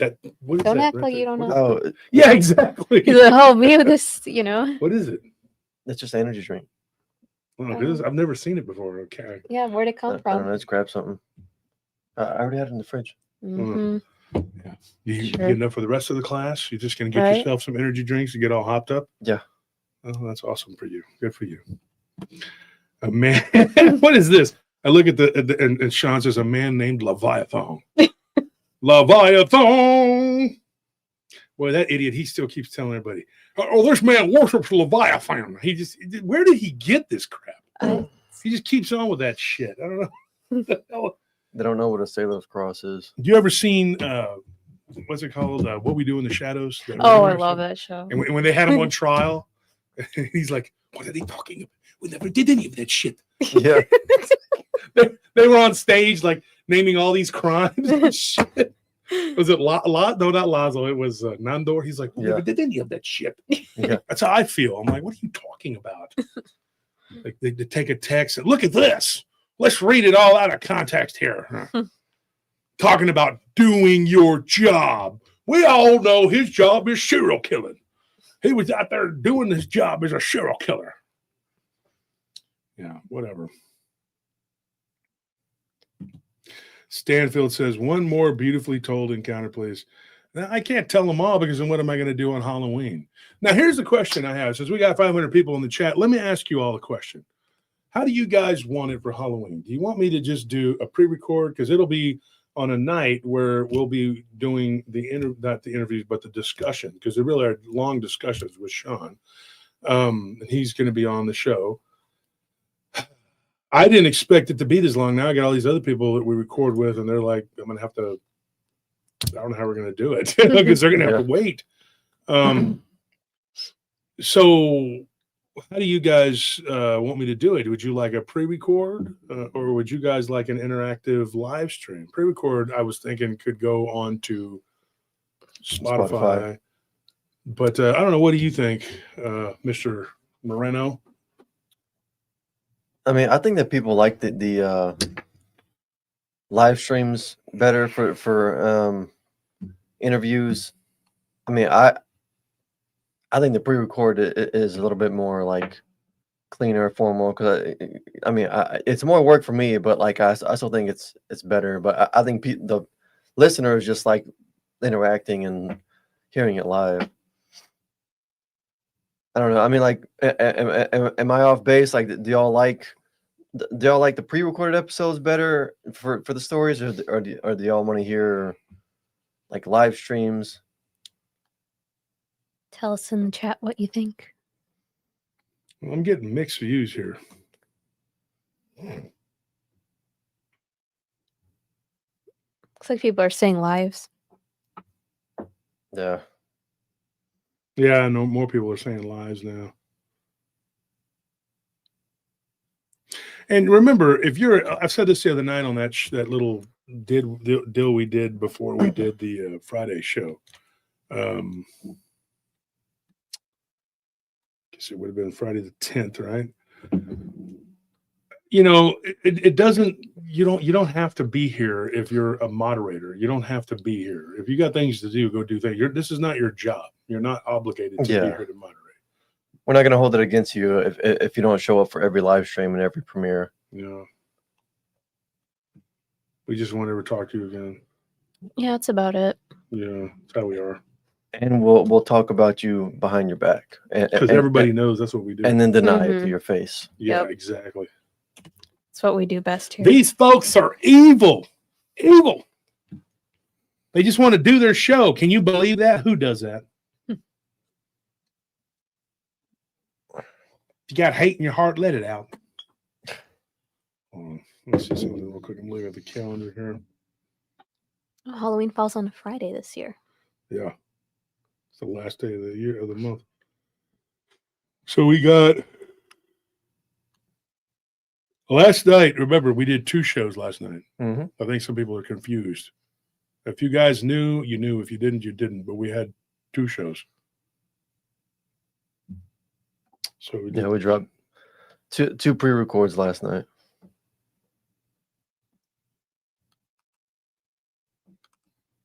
What were they, Anthony? The first one was the last part of our discussion with Truth and Bass, we got into some stuff about Three Eye Atlas, about the Black Goo, Black Pyramids, alien abduction and possessions. And the second one we dropped, like right after that one ended, was called Night of the Scarecrow. It's one of our shorter pre-records.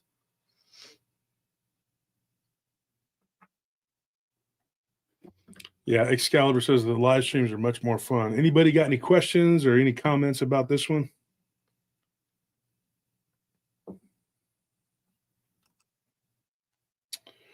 And yes, join the Patreon. Join the Patreon. Join the Patreon, because that is where you're going to get a lot of these great stories, a lot of these great episodes. We're putting the pre-records onto the Patreon and onto members only.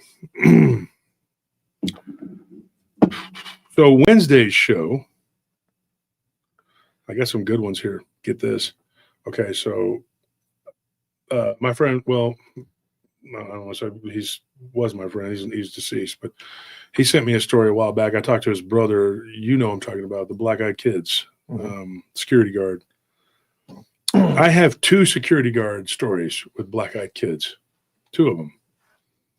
And then, oh man, this is a crazy one. I've been wanting to tell this one. So you remember I was telling about the guy, Justin? Yeah. Who worked and he had worked a shift and all that weird stuff happened. And then I got another guy who claims that his cousin reached out to him after death from a very bad place. Very interesting stuff, man. So, and then we have the Oswing story. We didn't do that tonight because that came out last night, wasn't it? The Oswing, was it? No. That was the last. That was last Thursday, I believe. The members only show. Yeah. That was Thursday, and then last night, and then Friday we did the live stream because we were coming back from the ranch, and then Saturday we did the Scarecrow, and what was the other one?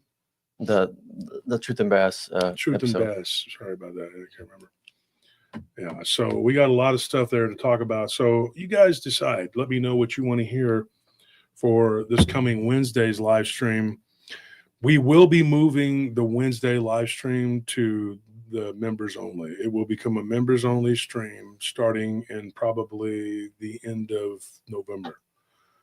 And I hate to say this, but we may just have to put everything and just keep the Sunday live stream, because these people, they just keep clipping our stuff, and it's not that we give a shit what they do or say, because what they do we really don't is absolute retardation. But what they do is the douchebag, the walking skin tag, their leper leader, what he does is he clips people's videos. He doesn't just do it to us. He attacks other people too. You can watch his show. If you watch his show and you can stomach it and not vomit in your mouth, he likes to attack us. He likes to attack Joe and Jesse Doyle. And I'll give you a reason for that too. He's got a reason why he attacks them, and it's very simple. But before I explain to you that, what he does is he clips everything, takes it out of context, and then he spreads it all over the internet. So he tries to make you look like you're some evil Hitler or whatever the shit, whatever. So he can, show everybody what an evil, not Christian you are. And it doesn't work on most people, but some people are weak-minded, or they just get blindsided. I don't know what the hell they're looking at. And I've had several of my friends tell me, hey, he sent this to me, and it's just crazy crap. And now something very pivotal and important is happening on Tuesday. Once that is done, I will have time to commit to dealing with this problem. And hopefully it will become in the rearview mirror. It'll be a thing of the past. But these videos that they've made have been so bad. And so many people have reached out to me and just told me what a stupid pile of shit it is, that I encouraged them, keep doing it, because you're making yourself look really, really bad. Yeah, you're letting everyone in this community know exactly who to stay away from. Yeah, people are telling me, they're just like, what the hell is that? So most of what they do backfires, but they do get a few people, and then you have to go and explain to them, no, look, and then go to PRT News and you'll see it, and then they figure it out. But let me explain to you what the guy from, and I'm going to tell you a story. All right. Once upon a time, there was a guy. He was a little fat kid that nobody played with, and he smelled really bad, but his mommy loved him a lot. His mommy breastfed him till he was 37. And then he got a couple of friends, And those friends, he managed to give them meth and get them involved in a bunch of bad stuff. And he used blackmail. And he used blackmail on his friends and his neighbors and other people. And he got away with terrorizing people. And he thought it was fun. And so he decided to start a grift and fraud. And that was a YouTube channel. I'm not going to say anybody in particular who this person is. I'm just going to say this was a person, right? And so what he did was he threw rocks and said that it was cryptids and things like that, and got his sister, who may also weirdly be his wife and his daughter. That's very weird. And she's very, like, she looks not good, very low self-esteem. And these people, this guy and his cohorts, they look like pigs. Not only because they're really obese, but they look like pigs in the face. And so they didn't have a lot of friends, but they finally thought that they had figured out a way to fit into society. So these little pigs decided to start a channel, right? And then the big bad wolf came, and he huffed and he puffed and he told really good stories and encounters, and people liked him. So more and more people went to him and said, "Hey, Mr. Wolf, can you tell our encounters?" So he did. And eventually he got a huge following. Well, the pigs were very angry, and the pigs didn't like it. And they were really, really jealous that the wolf actually had a pet pig that they looked at as one of their cousins that was a traitor. So they decided to go out and get guns and do all kinds of craziness. These guns weren't normal guns. No, they just shot really bad words at people. And some of the time, these sorcering guns that they used black magic on would work. Other times they didn't, and it backfired and made them look even uglier. Then they would get mad at the big bad wolf and claim that the wolf was the one that caused all these problems, him and his friends. Then the lead pig fell in love. And oh boy, did he fall in love. He fell in love with a man who had his own channel where him and his wife would go out into the woods and they would do investigations. They called it boots on the ground, but it was real boots on the ground. And he was jealous. And so the pig decided he wanted to go out and oink, oink, oink, go run around out in the boots on the ground. The problem is he has no feet. He just has hooves, right? So he runs around in the woods, stumbling and falling. And he's like, I'm just too fat and out of shape for this and too diabetes. So, but he's really obsessed with this guy who has this show. It's called El Bent Aller. So what he does is he falls in love with the man that runs El Bent Aller. And he's very, very, very, very jealous of this man's wife.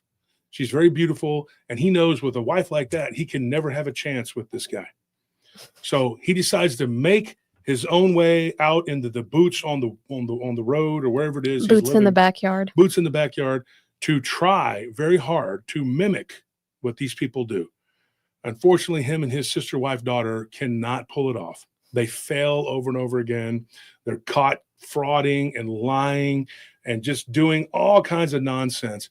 So he says mean, nasty things about the guy from Elbin, and it doesn't make the guy like him. No matter how hard he tries, he wants to be him so bad that he even photoshops his head onto the man's body and even makes AI-generated pictures trying to make himself look like this guy because he wants to be this guy. And in the meantime, the big bad wolf is, well, his show's growing. It's getting bigger and bigger and bigger. And he's just so angry. So he blames the big bad wolf for all of his problems. If it wasn't for the big bad wolf, I wouldn't look like such a buffoon if he hadn't figured out all my plans. And maybe this guy from El Ben Aller would like me. But unfortunately, he's got a beautiful wife and a big bad wolf and this other woman that's black. I can't stand her. And this other Mexican guy, because I hate all those people. Everybody's to blame but myself. I know what I'll do. I'll make up all kinds of lies and rumors, and I'll be a beacon of hate, kind of like Sauron from Lord of the Rings, for anybody who wants to hate these people. And they can buzz around it like moths. And I can use them as a battering ram against this whole community who is prejudiced against pigs. The end. And then in the future, huff, puff, and blow your house down. All right, guys, we'll see you. Thank you. Thank you for tuning in. Thank you for making PRT the best of what it is. Never mind the pigs. They're going to be pigs, right? They're going to oink, oink, oink all the way to the market. We'll see you. Good night.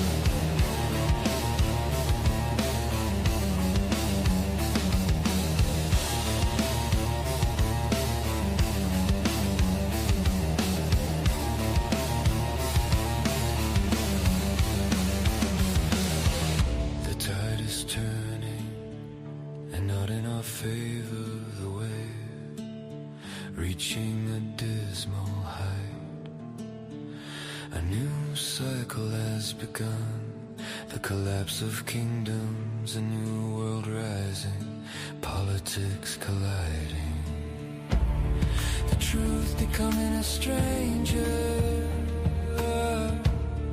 The mouth of a new era opening wider. A ceremony of innocence swallowed.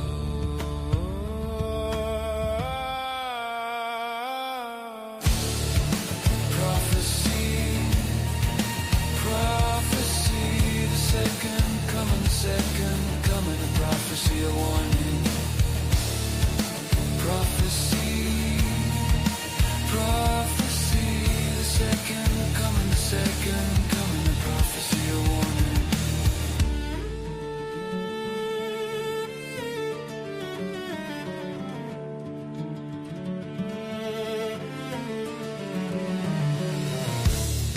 An image, not one of holiness. A shared imagination, a symbolic revelation. A vision of darkness, a creature born from the chaos. A collective consciousness, brutal and godless. Prophecy, prophecy, the second coming, a prophecy, a warning. Prophecy, prophecy, the second coming, a prophecy, a warning. 2,000 years, the end of an era, history moves, it bends. When morals and spirituality become extinct to humanity, salvation hides where many won't seek, as an uncontrollable darkness swallows the world whole. Prophecy, prophecy, the second coming, a prophecy, a warning. Prophecy, prophecy, the second coming, a prophecy, a warning.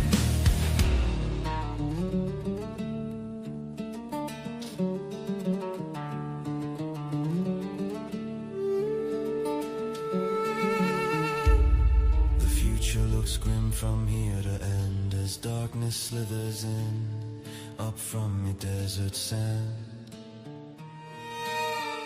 A beast rises, a lion body ahead of a man, a soulless blank gaze, pitiless.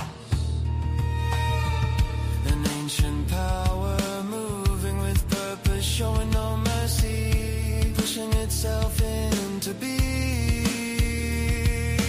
Cold, slow, and inevitable. Birds flying in confusion as the ghostly remnants remain as echoes of the old world are left in. And prophecy, prophecy, the second coming, a prophecy, a warning. Prophecy, prophecy, the second coming, a prophecy, a warning. Prophecy,